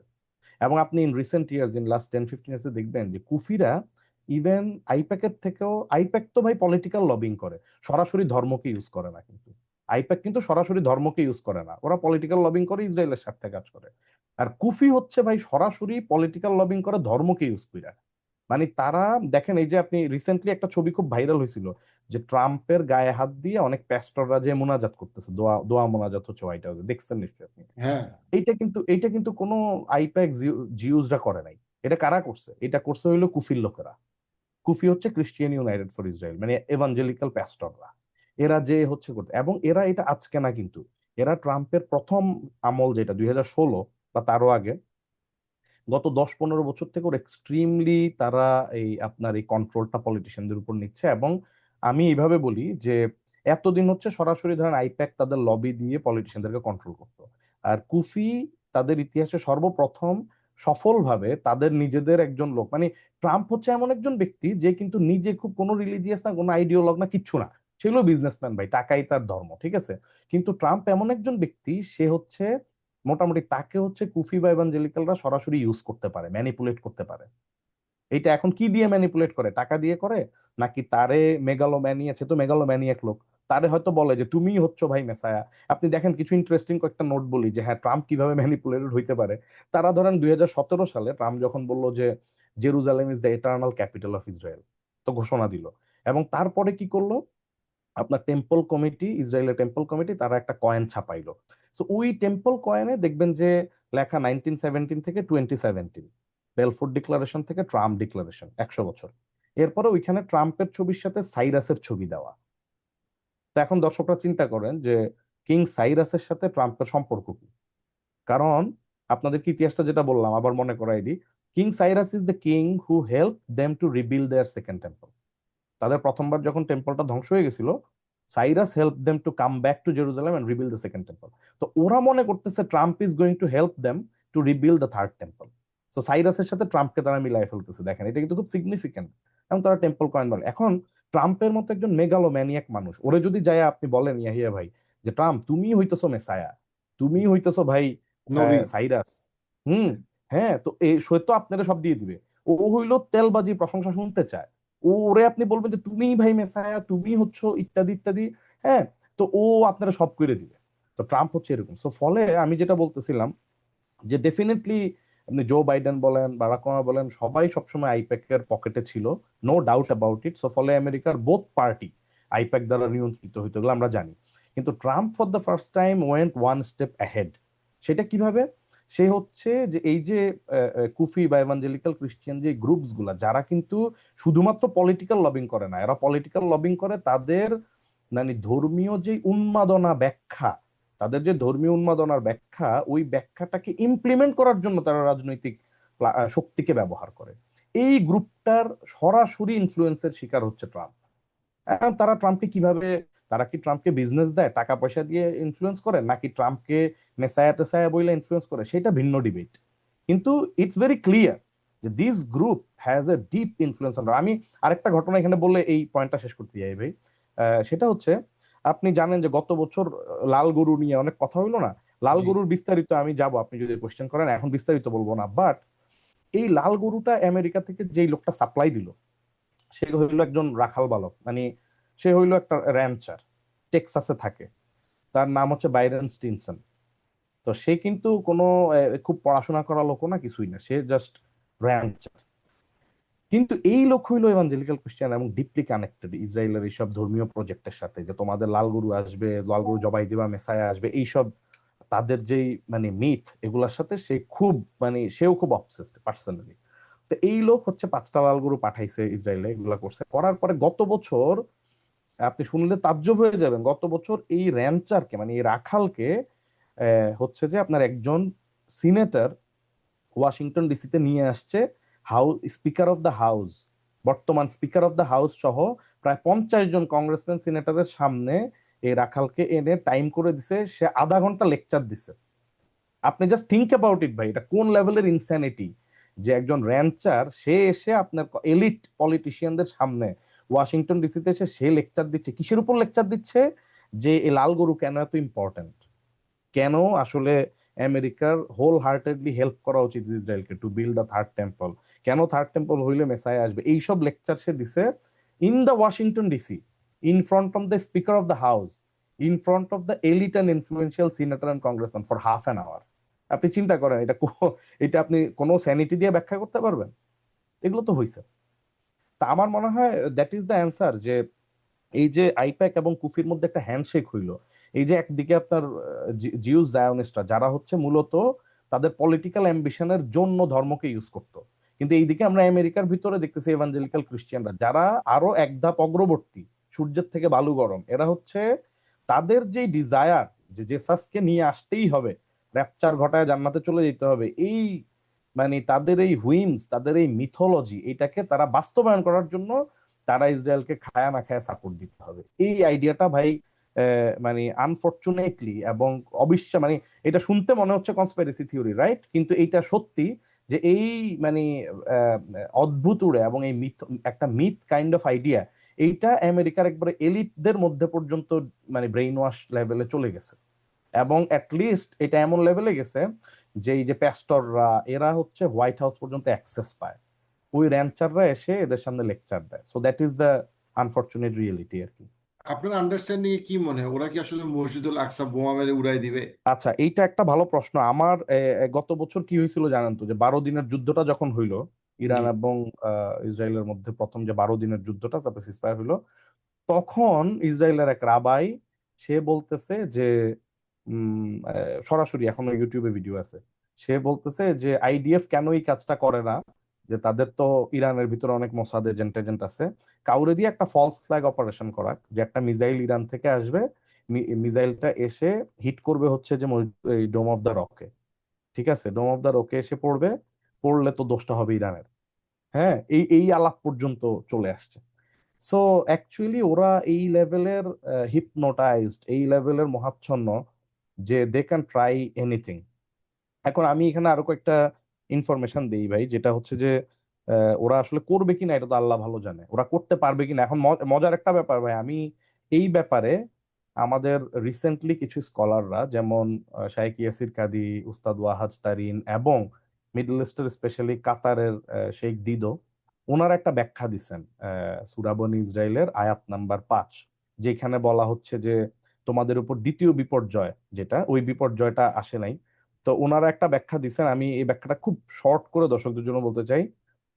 সেটা হচ্ছে যে তোমরা মানে দ্বিতীয় বিপর্যয়ের কথাটা বলা হচ্ছে যে ফাইদা জা ওয়াদুল আখিরা, দ্বিতীয় বিপর্যয়ের সময় যখন আসবে বা আখিরা বিপর্যয়ের সময় আসবে, লিয়াসু উজুহাকুম ওয়ালিয়াদখুলুল মাসজিদা কামা দাখালুহু আউওয়ালা মাররাতিন ওয়ালিয়ুতাব্বিরু মা আলাউ তাতবীরা। আল্লাহ বলতেছে যে দ্বিতীয় বিপর্যয়ের সময় যখন আসবে, আমি অন্য শত্রুদেরকে তোমাদের উপর চাপিয়ে দিলাম এবং তারা এসে তোমাদের চেহারা বিকৃত করে দিবে, বা ডিসগ্রেসড ইউর ফেস ইংলিশে বলা হয়, লিয়াসু উজুহাকুম, they will disgrace your face and then they will enter the মসজিদ, তারা যেইভাবে প্রথমবার ঢুকছিল এইভাবে মসজিদে ঢুকবে, মানে মসজিদুল আকসা, এন্ড অলিউতাব্বিরু মা আলাউ তাদবীরা, এবং মসজিদ যে জিনিসের উপর তাদের হাত পড়বে তাকে ধ্বংস করে রেখে দেয়। এখন এই আয়াতের ব্যাখ্যাটা আনটিল একেবারে এই গত 1 বছরের আগ পর্যন্ত, মানে ইসলামের 1500 বছরের ইতিহাসে এই আয়াতের ব্যাখ্যায় সবাই একমত ছিল যে এই দ্বিতীয় বিপর্যয় আসলে হয়ে গেছে, এবং আমিও ওই ভিউটাকেই এন্ডোর্স করি। আপনি যদি কোরআনের একটা স্টাইল আছে, আপনি যদি পড়েন, আগের আয়াতে আল্লাহ বলতেছে বনি ইসরায়েলকে অ্যাড্রেস করে যে তোমরা কথা শুনো নাই, তোমাদেরকে আমি বিপর্যয় দিলাম। তারপরের আয়াতে আল্লাহ বলতেছে তোমরা যদি ভালো কাজ করো তাহলে তোমাদের জন্যই ভালো, তোমরা খারাপ করলে তোমাদেরই ধ্বংস হয়। তারপরে আয়াতে আল্লাহ বলতেছে তারপরে দ্বিতীয় বিপর্যয়ের সময় যখন আসলো, তো হুট করে মানে আপনি বলতে পারবেন না যে ভাই আগের আয়াতে বনি ইসরায়েলকে অ্যাড্রেস করে আল্লাহ বলতেছিল, পরের আয়াতে আল্লাহ মুসলিমদেরকে হুম। অ্যাড্রেস করে বলতেছে। হুম। এখন উনাদের কিছু জাস্টিফিকেশন আছে, আপনি দর্শকরা শুনতে পারেন, ওইটা একটা ভিউ, যেহেতু স্কলাররা বলছে দ্যাটস এ লেজিটিমেট ভিউ। হুম। আমি তো স্কলার না, বাট আমার কাছে মনে হয়েছে যে শাইখ ইউসুফ আল কারদাবী সহ অনেকে বলছে যে না, এই সেকেন্ড যেই ডিস্ট্রাকশন এটা আসলে হয়ে গেছে অলরেডি, ঈসা আলাইহিস সালামের সময়ে হয়ে গেছে the second destruction of the মসজিদুল আকসা। এখন এই স্কলাররা যারা, ওনারা বলতেছে না এটা হয় নাই, আল্লাহ মুসলিমদেরকে এখানে অ্যাড্রেস করে বলতেছে যে দ্বিতীয় বিপর্যয়ের সময় দে উইল কাম ব্যাক, দে মানে বনি ইসরায়েলদের কথা বলতেছে, যে দে উইল এন্টার দ্য মসজিদ as they use to do, as they use to enter, মানে সুলাইমান ইসলামের সময় তারা যেভাবে ঢুকতো উৎসব করে সবাই মিলে ঢুকবে এবং ঢুকে সবকিছু তারা ভেঙে ফেলবে, এইভাবে একটা ব্যাখ্যা ওনারা দিচ্ছেন। তো ওই ব্যাখ্যাটা নিলে মনে হয় যে তাহলে ফিউচারে হবে, কিন্তু আমার কাছে এই ব্যাখ্যাটা পুরোপুরি আমি গ্রহণ করি না, এই জন্য যে আমার কাছে মনে হয় হঠাৎ করে সব মানে অ্যাড্রেস চেঞ্জ হয়ে যাচ্ছে, আগের আয়াতে বনি ইসরায়েল পরের আয়াতে মুসলিম, এটা নাম্বার ওয়ান। সেকেন্ড হচ্ছে এখানে টপিকটা আল্লাহ বলতেছেন যে বনি ইসরায়েলকে আমি শাস্তি দিলাম 2বার, গল্পটা শুরু হইলো এটা দিয়ে যে তোমাদেরকে 2বার শাস্তি দিলাম। তো প্রথমবারের শাস্তি তো খুব ক্লিয়ার, আল্লাহ বলে দিল। দ্বিতীয়বারের শাস্তিটা তো আপনি যদি এই দ্বিতীয় মানে যে ব্যাখ্যাটা ওনারা এখন দিচ্ছেন, এই ব্যাখ্যাটা দিলে তো মনে হয় শাস্তিটা আসলে বনি ইসরায়েলকে না মুসলিমদেরকে দেওয়া হচ্ছে। কারণ তাইলে তো ব্যাখ্যাটা হয় এরকম যে তারা ঢুকে পড়লো এন্ড দে ডিসগ্রেসড ইওর ফেস, তা এই মানে আমার কাছে ইনকনসিস্টেন্ট মনে হয়। এবং একই সাথে তা এই ব্যাখ্যা যদি গ্রহণ করি, তাহলে তো ধরেন গাজায় যে মুসলিমরা মারা পড়তেছে, আমরা তো আমাদের আমাদের বিশ্বাসটা হচ্ছে তাদেরকে আল্লাহ রাব্বুল আলামিন পরীক্ষা করছেন। তারা পুরা মুসলিম উম্মার পক্ষ থেকে সবচেয়ে বড় রিবাতের মধ্যে আছে এবং তারা সবরের মধ্যে আছে, তাদেরকে পরীক্ষা নিচ্ছে, তারা শহীদ হচ্ছে। কিন্তু আপনি যদি এই ব্যাখ্যা গ্রহণ করেন, তাহলে তো মনে হয় যে গাজার ভাই বোনদেরকে আল্লাহ ইজ ডিসগ্রেসিং দেয়ার ফেস। আল্লাহ বলতেছে মানে দ্বিতীয় বিপর্যয়ের সময় তারা ঢুকবে, লিয়াসু উজুহাকুম, তোমাদের ফেসকে আল্লাহ ডিসগ্রেস করে দিবেন। সো এইটা হচ্ছে আমাদের মানে কোরআনের এই ব্যাখ্যাটার প্রবলেম আমার কাছে মনে হয়েছে। সো এই আয়াতটা যদি আপনি এই সেকেন্ড ব্যাখ্যাটা যদি আপনি গ্রহণ না, শেখ দিদো কি বলছে এটা আগে হয়ে গেছে? শেখ দিদো ব্যাখ্যাটা বলতেছেন যে এটা হয় নাই, কিন্তু ইউসুফ আল কারদাওয়ি আবার ওনাকে যুক্তি খণ্ডন করে একটা আর্টিকেল লিখছেন যে না, এটা আসলে হয়ে গেছে। সো এটা ইন্টারেস্টিং, আপনি একাডেমিক্যালি দেখতে পারেন উভয় না, সাইডের শেখ লজিক। দিদো কিন্তু ভয়ঙ্কর জ্ঞানী লোক। হ্যাঁ, অবশ্যই ভাই, হ্যাঁ, আমাদের আমি সময়ের সবচেয়ে, আমাদের বর্তমানে যারা বেঁচে আছে তাদের মধ্যে শেখ দিদো is I think the hmm, top top one. হ্যাঁ, হ্যাঁ, কিন্তু শেখ টপ, দিদো is a very underrated scholar. হ্যাঁ, এক্স্যাক্টলি, না না দর্শকদের আমি উদ্দেশ্যে আমি টোটালি বলবো এগ্রি যে করি শেখ ভাই। দিদোকে খুব গভীরভাবে ফলো করা উচিত। আমি হ্যাঁ exactly। আমার অল্প জ্ঞানে আমি খুবই চেষ্টা করছি তাকে তার ব্যাকগ্রাউন্ড স্টাডি করে, এবং in my humble opinion he is a proper scholar, rare না প্রপার। না, ডেফিনেটলি ডেফিনেটলি ভাই, এন্ড নট অনলি স্কলার, উনি একজন মানে one of the greatest scholar of time. কিন্তু কথা হচ্ছে, ধরেন আমরা তো এটা বিশ্বাস করি যে যে কোনো গ্রেট স্কলারদেরও, স্কলারও তো না ভাই না, নবী না। ভুলের ঊর্ধ্বে কেউ না। জি, এক্স্যাক্টলি এক্স্যাক্টলি। তো এখন এইটা আপনার আপনি যেহেতু জিজ্ঞেস করেন, এখন আমাকে যদি জিজ্ঞেস করেন যে ভাই এর বাইরে হাদিস থেকে বা কোরআনের অন্য কোনো জায়গা থেকে এই ব্যাপারে কোনো ইন্ডিকেশন নাই যে ওরা আসলে মসজিদুল আকসা ভাঙতে পারবে কিনা। আমাদের না, আমার কাছে মনে আমাদের হয় যে কোরআনে যে ইন্ডিকেশন থাকতে হবে এটা তো জরুরি না। মানে কাবা ঘর অনেকবার ভাঙা হয়েছে, গড়া হয়েছে, সবগুলো তো আর কোরআনে আমার হাদিসে ইন্ডিকেশন নাই। ইন্ডিকেশন নাই। সো নাই, হ্যাঁ ইন্ডিকেশন না থাকলে মসজিদুল আকসা ভাঙা যাবে না, বা মসজিদ আকসা ভাংলে কোরআন হাদিসে কোনো একটা এক্স্যাক্টলি ব্যর্থ হবে এরকম তো এক্স্যাক্টলি, না। মানে আমি বলতে চাইলাম যে আমাদের কাছে রেফারেন্স নাই এখন। জি, এনিথিং ক্যান হ্যাপেন আর কি, anything can happen. Having said that, আমি দুইটা জিনিস এখানে বলি, দুইটা তথ্য খুব ইন্টারেস্টিং, আমাদের দর্শকরা আহ, মানে এটা কোরিলেট করতে পারবেন যে এই যে জিউস, যে উগ্রবাদী জায়নিস্ট গ্রুপটার কথা বললাম এবং এভাঞ্জেলিক্যাল ক্রিশ্চিয়ান জায়নিস্ট, এদের মধ্যে যে হ্যান্ডশেকটা হইলো ভাই, এইটা কিন্তু খুব ইন্টারেস্টিং। এইটা ইন্টারেস্টিং কেন দেখেন, আপনি গত 2000 বছরে ইয়াহিয়া ভাই আপনি কোথাও দেখবেন না যে ক্রিশ্চিয়ানদের সাথে ইহুদিদের কোথাও ফ্রেন্ডশিপ হয়েছে, জি, আপনি দেখতে পারবেন না, কিন্তু আনটিল 1948। সো এইটা কিন্তু মানে মারাত্মক একটা মানে মানে মজার ব্যাপার। একজন স্কলার, যদিও আমি ওনাকে খুব বেশি সব জায়গায় ফলো করি না, বাট উনি সূরা মাইদার 51 নম্বর আয়াত, আল্লাহ তাআলা বলতেছেন বিসমিল্লাহির রহমানির রহিম, লা তাত্তাকুজাল ইয়াহুদা ওয়ান নাসারা, তোমরা ইহুদি এবং নাসারাদেরকে আউলিয়া হিসেবে গ্রহণ করো না। আউলিয়া শব্দের অর্থ ফ্রেন্ড হইতে পারে, এলাই হইতে পারে, বন্ধু হইতে পারে। তারপরের আয়াত আল্লাহ বলতেছেন বা'দুহুম আউলিয়া উ বা'দ, তারা একে অপরের আউলিয়া বা ফ্রেন্ড এন্ড এলাই। এইটা অ্যামেজিং একটা আয়াত। আমি চিন্তা করলাম যে ক্যান ইট হ্যাপেন, যদিও এই ব্যাখ্যাটাও খুব রিসেন্ট এবং মডার্ন টাইমের ব্যাখ্যা, আগে কেউ এই ব্যাখ্যা দেন নাই এই আয়াতের। কিন্তু এটা কি হইতে পারে কিনা, একজন স্কলারই দিচ্ছেন মডার্ন টাইমে এই ব্যাখ্যা, যে আসলে কোরআনের এই সূরা মাইদার আয়াতটা একটা ইন্ডিকেশন যে এরকম একটা টাইম আসবে যখন এই জিউস এবং খ্রিস্টিয়ানদের মধ্যে একটা অ্যালায়েন্স হবে, যেটা ইতিহাসে অতীতে কখনো হয় নাই, ফ্রম ইসা আলাইহিস সালাম's টাইম আনটিল 1948। আপনি যদি কিন্তু এখনো আপনি যদি এখনো এলআইটা দেখেন, আপনি যদি হুম, দেখেন যে এখানে কিন্তু একটা, মানে এলআইটা একটা অদ্ভুত প্যারাডক্স, ইন দ্য সেন্স যে রাইট, আপনার যে খ্রিস্টানদের একটা বড় অংশ, তারা যে ইসরায়েলকে চায় যে ইসরায়েল এখানে দখল করুক, এর হুম হুম, কারণ কিন্তু জিসাস এসে ওদেরও মারবে। মানে এমন এক্স্যাক্টলি, কিন্তু না যে আসলে খ্রিস্টানরা জিউদেরকে ভালোবাসে। ইটস মোর লাইক, মানে ওই যে কি জানি বলে, ওই মাছের তেলে মাছ ভাজা অথবা কাঁটা দিয়ে হ্যাঁ, কাঁটা তোলা।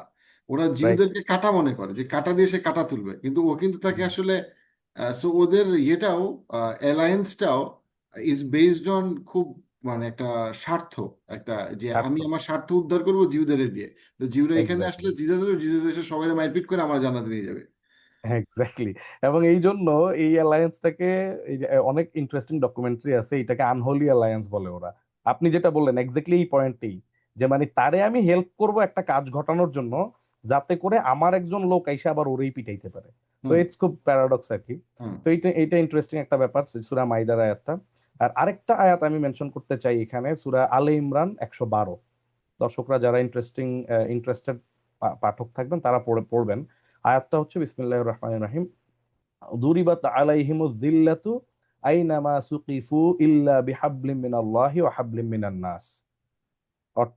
আয়াতটা আরো আছে, আমি এখানে থামলাম আর কি। আয়াতের অর্থটা হচ্ছে যে আল্লাহ বলছেন ওরা যেখানেই যাবে তাদের উপর লাঞ্ছনা গঞ্জনা মানে থাকবে, যেটা আমরা 2000 বছরের হিস্ট্রিতে আসলে ওইটাই দেখি। কিন্তু মজার ব্যাপার হচ্ছে কোরআন এখানে একটা এক্সেপশনাল টাইম পিরিয়ডের কথা বলতেছে। দেখেন, এটাও কোরআনের সত্যতার একটা প্রমাণ, সুবহানাল্লাহ, যে কোরআন is actually word of God. কারণ পরের অংশটা যদি না থাকতো তাহলে কিন্তু আজকে অনেকেই কোরআনের আয়াতটাকে চ্যালেঞ্জ করতো, যে আল্লাহ বলছেন যে তারা লাঞ্ছনা গঞ্জনায় পড়বে, বাট তারা তো মোটামুটি এখন বেশ পাওয়ারফুল একটা কান্ট্রি। কিন্তু আল্লাহ হচ্ছে এখানে একটা এক্সেপশনাল টাইম পিরিয়ড বলে দিচ্ছেন, যে ইল্লা, এক্সেপশনাল টাইমটা হচ্ছে বিহাবলিম মিনাল্লাহ, তারা হয়তো আল্লাহর পক্ষ থেকে একটা হাবল পাবে। হাবল শব্দের অর্থ রশি বা কোনো একটা প্রোটেকশন, অথবা ধরেন প্রচলিত অর্থে কোনো রাজনৈতিক চুক্তি বা সন্ধি চুক্তি করলে ওইটাকে হাবল বলে ইউজ করা হয়েছে বিভিন্ন লিটারেচারে, যে হাবলিম মিনাল্লাহ, আল্লাহর সাথে তো আর কোনো চুক্তি হয় না, আল্লাহর কাছ থেকে আপনি প্রোটেকশন পাবেন। অথবা ওয়া, এবং হাবলিম মিনান নাস, মানুষের পক্ষ থেকে আপনি একটা প্রোটেকশন পাবেন। সো এটা এই সূরা আল ইমরান 112 নম্বর আয়াতে আল্লাহ বলতেছেন এই কথাটা। তো এই সেকেন্ড যে পার্টটা, যে ওয়াহাবলিম মিনান নাস, এইটা অ্যামেজিংলি কোরআনের একটা সত্যতার প্রমাণ, যে বনি এই ইসরায়েল রাষ্ট্রটা তৈরি হয়েছে ব্রিটিশদের আশ্রয় প্রশ্রয়ে। আমরা জানি যে বেলফোর্ট ডিক্লারেশনের মাধ্যমে আপনার ব্রিটিশ কুইন ওদেরকে একটা প্রমিস করছে যে তোমরা যুদ্ধে আমাদেরকে হেল্প করো। এবং আপনি জানেন যে তারা তখন আপনার ইংল্যান্ডে তাদের অনেক, ফার্স্ট ওয়ার্ল্ড ওয়ারে টাকা পয়সার দরকার ছিল, কেমিক্যাল দরকার ছিল, কেমিক্যাল ইন্ডাস্ট্রিগুলোর মালিক ছিল জিউসরা। এবং তখন Theodor Herzl was doing all his activism, যেই আপনার জায়োনিস্ট মুভমেন্টটা মাত্র তখন তৈরি হচ্ছে আর কি। এবং অন্য যারা ব্যাংকার ফ্যামিলি, তাদের প্রচুর টাকা পয়সার মালিক সব হচ্ছে ওরা। তো তাদের এই ফাইন্যান্সিয়াল সাপোর্ট এবং chemical support to make bombs, এইটা হচ্ছে ব্রিটিশরা চাচ্ছিল। তো তখন তাদের মধ্যে একটা চুক্তি হয়, যেটা বেলফোর্ট ডিক্লারেশন নামে খ্যাত। তারা চাইছিল যে তোমরা যুদ্ধে জিতলে প্যালেস্টাইন আমাদেরকে দিবা। তো এই চুক্তির আলোকে বিশ্বযুদ্ধের পরে ব্রিটিশরা প্যালেস্টাইন তাদেরকে দিল। আর তারপরে তো দ্বিতীয় বিশ্বযুদ্ধের পর থেকে আজ পর্যন্ত আমেরিকার আশ্রয়ে প্রশ্রয়ে, আমেরিকার সারোগেট হিসেবে মূলত ইসরায়েল টিকে আছে। তো কোরআনের এই একটা অ্যামেজিং, আল্লাহ বলছে ওয়াহাবলিম মিনান নাস, মানে মানুষের আশ্রয়ে তুমি, যদি তারা কখনো এক্সেপশনালি দাঁড়ায়ও, এটা মানুষের অর্থাৎ পরের ধনে পোদ্দারি। আমি যদি সোজা বাংলায় বলি, আল্লাহ কোরআনে এটা বলে দিচ্ছেন যে তারা কখনো নিজে আসলে কিছু করতে পারবে না, পরের ধনে পোদ্দারি করবে। এই সূরা আলে ইমরান 112 নম্বর আয়াত। এখন আপনার coming back to your question, যে আসলে তারা ভাঙতে পারবে কিনা, এটা আমাদের লিটারেচারে ভাই আর এর বেশি কিছু বলা নাই। কিন্তু ওদের বিশ্বাস হচ্ছে যে তারা তো এটা করবেই, এবং তাদের এই বিশ্বাসটাতে তারা এত বেশি অবসেসড যে ওরা দে উইল ট্রাই। এটাতে আমি ভাই আমার কোনো ডাউটই নেই যে দে উইল ট্রাই। এখন তারা সফল হবে কিনা, আল্লাহ নোজ দ্য বেস্ট। তারা কেন ট্রাই করবে, আমি কয়েকটা ইন্ডিকেশন জাস্ট বলি। ইন্ডিকেশন নাম্বার 1, যে তাদের বিশ্বাস হচ্ছে যে তাদের যে রেড হাইফারটাতে আবার আসতেছি। রেড হাইফারটা হচ্ছে ভাই আমাদের যে সূরা বাকারা, সূরা বাকারায় দেখবেন যে মুসা আলাইহিস সালামের জমানায় একটা ঘটনা বলা আছে কোরআনে, যে একটা গরু কোরবানি দিতে বলা হয়েছে তাদেরকে। এবং ওইটা একটা স্টোরি আছে, একটা লোক হত্যা করা হয়েছে, আমি স্টোরিতে গেলাম না।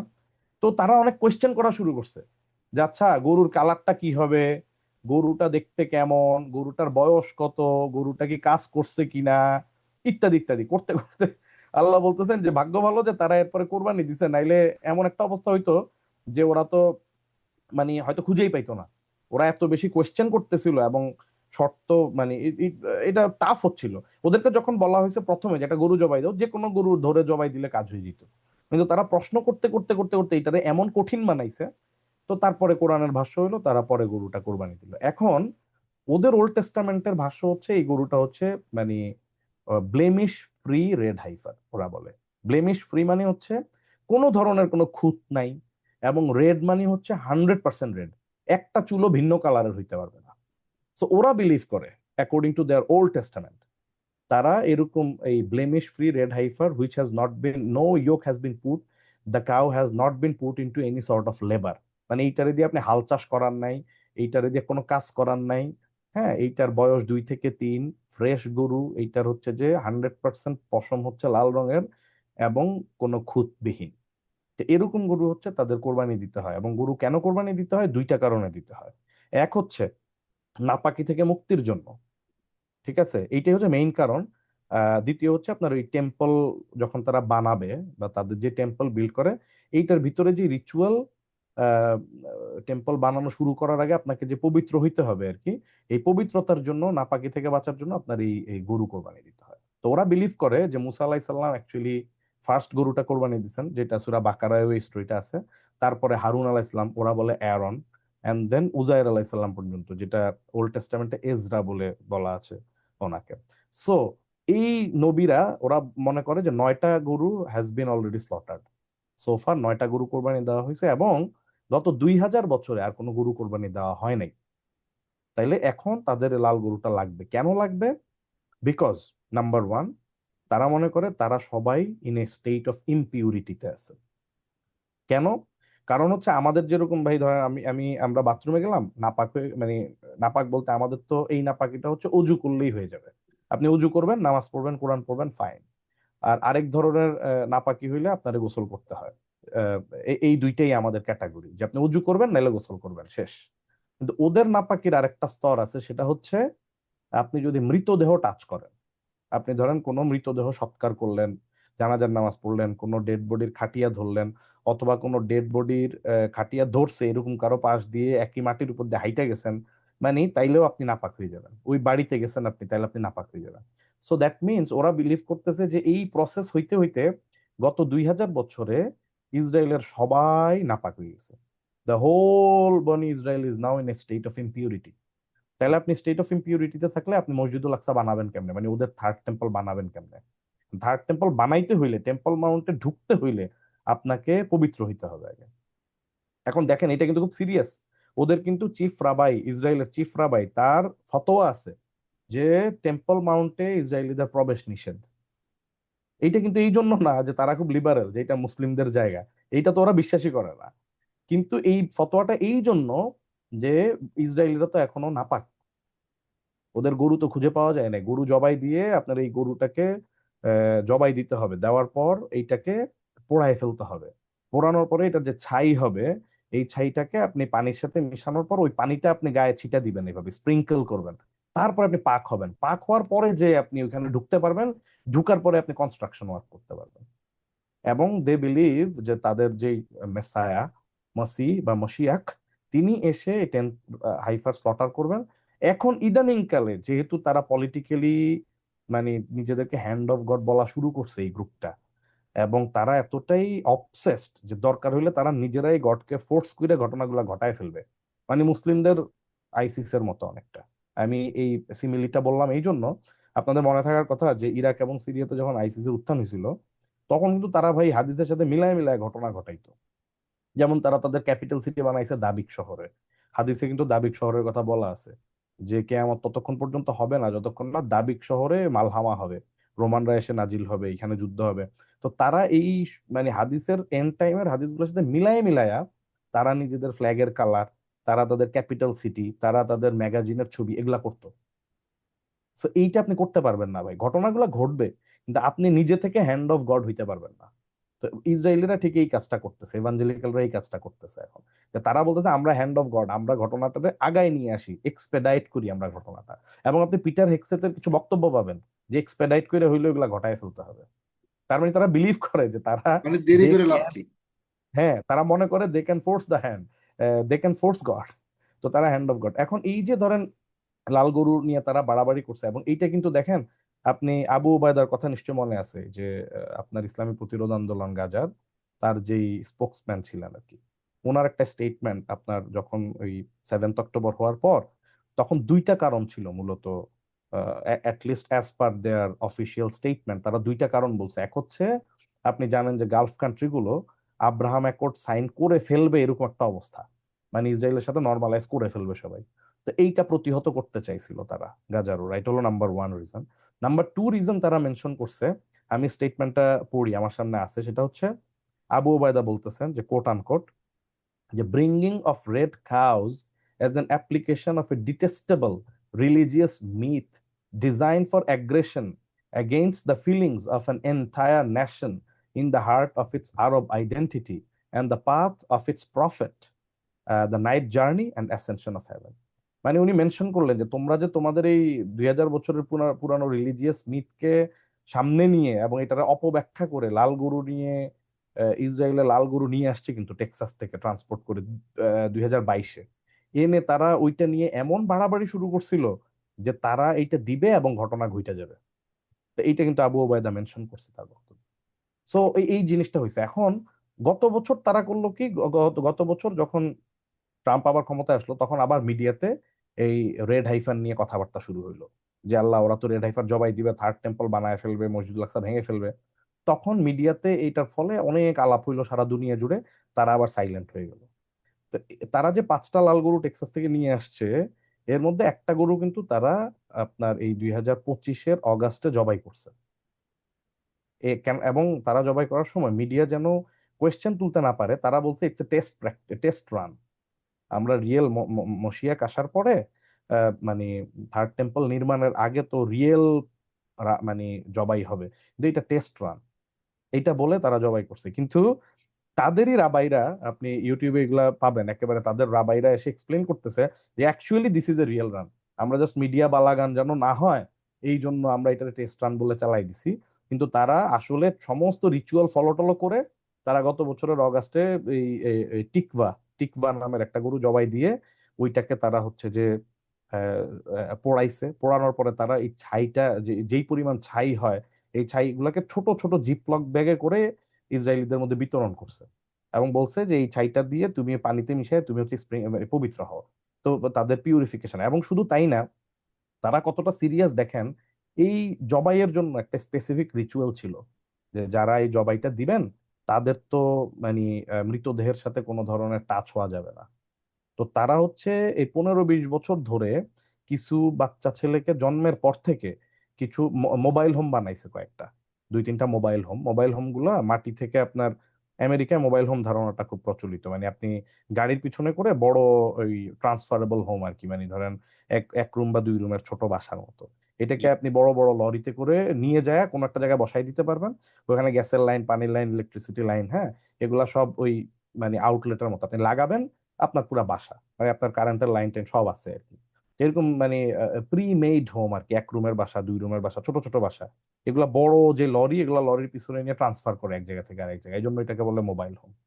তো এরকম কিছু মোবাইল হোম তারা বানাইছে এবং মাটি থেকে একটু উঁচুতে, যে মাটিতে লাগবে না, ওই মোবাইল হোমে তারা হচ্ছে যে এই বাচ্চাগুলাকে কয়েকটা বাচ্চারা তারা 15-20 বছর রাইখা তাদেরকে বড় করছে যে they will do this ritual, এবং ওর ওই ওই ওই রকম একজনের হাতেই তারা জবাই করছে এগুলোটা। মানে it shows they were serious about the ritual এবং তারা এটা করছে, দে আর ডুইং ইট। আমি আমি যা দেখতেছি যে ইতমার বেন গাভির বা স্মটরিচ, এই যে গ্রুপটা ধরেন 20 থেকে 25%, এরা হচ্ছে অবসেসড অ্যান্ড ভেরি মাচ মানে উগ্র, এবং ওরা কিন্তু আমাদের মুসলিমদের আইসিস এর মতো, তারা এগুলো সব করতেছে। এখন প্রশ্ন হচ্ছে যে ভাই ইসরায়েলের মেজরিটি পিপল কি এগুলোকে অ্যাপ্রুভ করে কিনা? এটা করে না আসলে। কারণ আপনি চিন্তা করেন আমাদের মুসলিমদের মধ্যেই যে এত ধরনের ফেরকা, আপনি বাংলাদেশেই দেখেন, আপনি একটা ফতোয়া দিবেন ওইটাতে কি সব আলেম ওলামারা একমত হয়ে যায়? হয় না। আমাদের মুসলিমদের ভিতরে কত ধরনের মানে 1000 রকমের ফতোয়া আছে, তাই না? তো ইসরায়েলের ভিতরে আরো বেশি আছে। ওদের একটা ফতোয়া দিলে সবাই একমত হওয়া এটা ইম্পসিবল। তো কিন্তু আমি যেটা বলতে চাচ্ছি যে ওদের যারা এই কাজগুলো করতেছে ওরা কিন্তু এখন পাওয়ারে, এটা আপনাকে মাথায় রাখতে হবে। কিন্তু যে আপনি যদি জেনারেল পপুলেশনের কথা ধরেন, তো জেনারেল পপুলেশনের বেশিরভাগই ওরা they don't care about religion first of all. Even if they do care, তারা হচ্ছে যে এই এক্সট্রিম আইডিওলজি গুলোকে এন্ডোর্স করে না কিন্তু। কিন্তু এটা তারা করতেছে এখন। এই যে এক্সট্রিম যারা স্মটরিচ বা বেন গাভিরের মতো লোক ভাই, এরা যদি পাওয়ারে থাকে তাইলে দে ক্যান ডু এনিথিং। আপনি দেখেন আমেরিকা এখন ইরান যুদ্ধ বন্ধ করার জন্য কিন্তু চাইতেছে, আসলে আমার কাছে মনে হচ্ছে মানে America kind of trapped by Israel.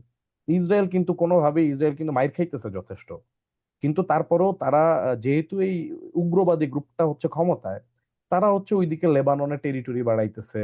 তারা হচ্ছে যে বিকজ তাদের মানে তারা মনে করে যে they will be successful, they are hand of God. তা আপনি এই ধরনের উগ্র ফ্যানাটিক জঙ্গি গ্রুপকে আপনি কিভাবে মানে প্রেডিক্ট করবেন? দে ক্যান ডু এনিথিং আর কি। আপনার তার মানে পড়াশোনায়, গবেষণায় কি মনে হচ্ছে যে আসলে বর্তমানে আমরা 1 মাস পার হইলাম ইরান, আহ, আমেরিকা, ইসরায়েল যুদ্ধে, জি যা কিছু হয়েছে গত গাজা গণহত্যা থেকে শুরু করে এখন পর্যন্ত, জি তাতে কি হুম হুম ইসরায়েল আসলে তার শক্তি ক্ষমতা দখলে আহ পৃথিবীতে সম্প্রসারিত হচ্ছে না সংকুচিত হচ্ছে? না, ডেফিনেটলি ভাই, ইসরায়েলের যে অ্যাপ্রুভাল ছিল, ধরেন আপনি একটা জিনিস খেয়াল করেন, আজকে থেকে 5 বছর আগে যদি চলে যান, আপনি আপনি দেখেন জাতিসংঘে যতগুলো রেজলিউশন হইতো, মানে এর আগেও তো প্যালেস্টাইনিয়ান ইন্তেফাদা হয়েছিল, তাই না? প্রতি 2 বছর পর পরই আমি দেখতেছিলাম, আপনার সাথে বোধহয় একটা সাথে প্যালেস্টাইনের ইতিহাস নিয়ে কিছু কথা বলছিলাম। তো গত 10 বছরে দেখবেন যে প্রতি 1.5-2 বছর পর পরই ওয়েস্ট ব্যাংকে একটা বিক্ষোভ টাইপের হয়েছে, বেশ বড় সড়ো, এবং সবগুলোর কেন্দ্র ছিল মসজিদুল আকসা। তো এই যে হয়েছিল, তখন কিন্তু বারবারই দেখা যেত যে বাড়িঘর উচ্ছেদ করতেছে, বসতি সম্প্রসারণ করতেছে, আন্তর্জাতিক যেই মানে বিষয়গুলো ছিল, বিভিন্ন আইন, সেগুলোকে অগ্রাহ্য করে তারা হচ্ছে সম্প্রসারণ করতেছিল। এবং এগুলা জাতিসংঘে বারবারই, যেমন অসলো অ্যাকর্ড অনুযায়ী 3টা জোন ছিল, zone A, B and C. তো জোন জোন সি ছিল ফুল ইসরায়েলি কন্ট্রোল, আর জোন এ আর বি দেওয়া হয়েছে প্যালেস্টাইনিয়ানদেরকে। তো এই যে জোন এ আর বি দেওয়া হয়েছিল, অসলো অ্যাকর্ডটা হয়েছিল মানে তখন ছিল বিল ক্লিন্টনের আমলে। বিল ক্লিন্টন এবং আই থিঙ্ক ওইদিকে আইজ্যাক রবিন কিনা আমার মনে নাই, এবং ইয়াসির আরাফাতের মধ্যে। তো ওই যে তো আপনার যে চুক্তিটা হয়েছিল, এই চুক্তি প্রতিনিয়ত লঙ্ঘন করছে ইসরায়েল। হ্যাঁ। তো জাতিসংঘে তো অসংখ্যবার আপনার প্রস্তাবনা উঠানো হয়েছে, নিন্দা প্রস্তাব, বা যে জোর করে ইসরায়েলকে বাধ্য করা হবে মানতে, কিন্তু শুধুমাত্র আগে যেটা হইতো যে ইউরোপিয়ান কান্ট্রিগুলো এবং আমেরিকা সবসময় ভেটো দিত। এবং আপনি দেখবেন যে সব সময়টা, কিন্তু গত 5 বছরে, গত 3-4 বছরে পুরা ইউনিক সিচুয়েশনটা পুরো চেঞ্জ হয়ে গেছে। ইভেন ইউরোপিয়ান কান্ট্রি, আমি মনে হয়, আমার কাছে এক্সাক্ট ডাটাটা হাতে নেই, কিন্তু আমি দেখতেছিলাম যে আমেরিকা ছাড়া বোধহয় লাস্ট এরকম 1-2টা ভোট হয়েছে জাতিসংঘ নিরাপত্তা পরিষদে, শুধু আমেরিকা একা ভেটো দিছে।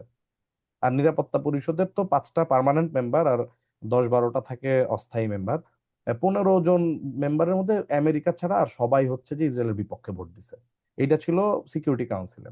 আর আপনি জেনারেল অ্যাসেম্বলিতে দেখবেন যে ইউরোপিয়ান দেশগুলো, ইভেন ইউকে, ফ্রান্স, এই দেশগুলো যারা জীবনে কোনোদিন ইসরায়েলের বিরুদ্ধে যাইতো না, তারা আইদার ইসরায়েলের বিপক্ষে ভোট দিছে অথবা দে অ্যাবস্টেইনড ফ্রম ভোটিং, তারা বিরত ছিল ভোটদানে। সো আমি যেটা বুঝতেছি যে ম্যাসিভলি আপনার ওপিনিয়ন যুদ্ধে ইসরায়েল হেরে গেছে, ম্যাসিভলি। ইভেন ইউরোপের এমন সিচুয়েশন, ওরা কিন্তু মানে প্রো জায়োনিস্ট, কিন্তু স্টিল এত বেশি পপুলার আপরাইজ হয়েছে যে ফ্রেঞ্চ প্রেসিডেন্ট ধরেন ম্যাক্রন, অথবা ইউকে প্রেসিডেন্ট, তাদের ইউকে প্রাইম মিনিস্টার, তাদের মনে হয়েছে যে না ভাই, আমার নিজের গদি টিকাইতে হইলেও আমি অন্তত শো অফ করে হইলেও হচ্ছে ইসরায়েলের বিরুদ্ধে একটা ভোট দিতে হবে জাতিসংঘে। সো এই সিচুয়েশনে কিন্তু ওয়ার্ল্ড চলে আসছে, যে আপনি ম্যাসিভলি, আপনি স্পেনের কথা আপনি নিজে বললেন, স্পেনের প্রাইম মিনিস্টার পেড্রো স্যাnchez নাকি ওনার নাম, তো সরাসরি বলে দিছে যে না, আমরা হচ্ছে যে আমেরিকাকে আমাদের এই বেস থেকে ইরানে অ্যাটাক করতে দিব না। হুম। সো আমার মনে হয় যে ভাই ট্রাম্পেরও নৈতিক, কিন্তু বেশ কিছু হাই অফিসিয়াল ইসরায়েলকে ব্লেম করছে এই যুদ্ধের জন্য, কারণ এক্স্যাক্টলি। আমেরিকা তো ইনিশিয়ালি এই যুদ্ধে লম্বা করার জন্য আসে নাই। এবং আপনি জানেন যে ওই যে তার যেই ইন্টেলিজেন্স ডিরেক্টর, নামটা ভুলে গেলাম, কয়েকদিন আগে কাট, রিজাইন। সামথিং কাট। হ্যাঁ। তো উনি উনি কিন্তু চিঠিটা লিখছে, চিঠিটা পড়ছেন হয়তো খুব সুন্দর জি। করে, যে বলছে এটা ইসরায়েলের যুদ্ধ, এটা আমেরিকার যুদ্ধ না। সো ইরান যুদ্ধে ইসরায়েল আমেরিকাকে ড্র্যাগ করে নিয়ে গেছে।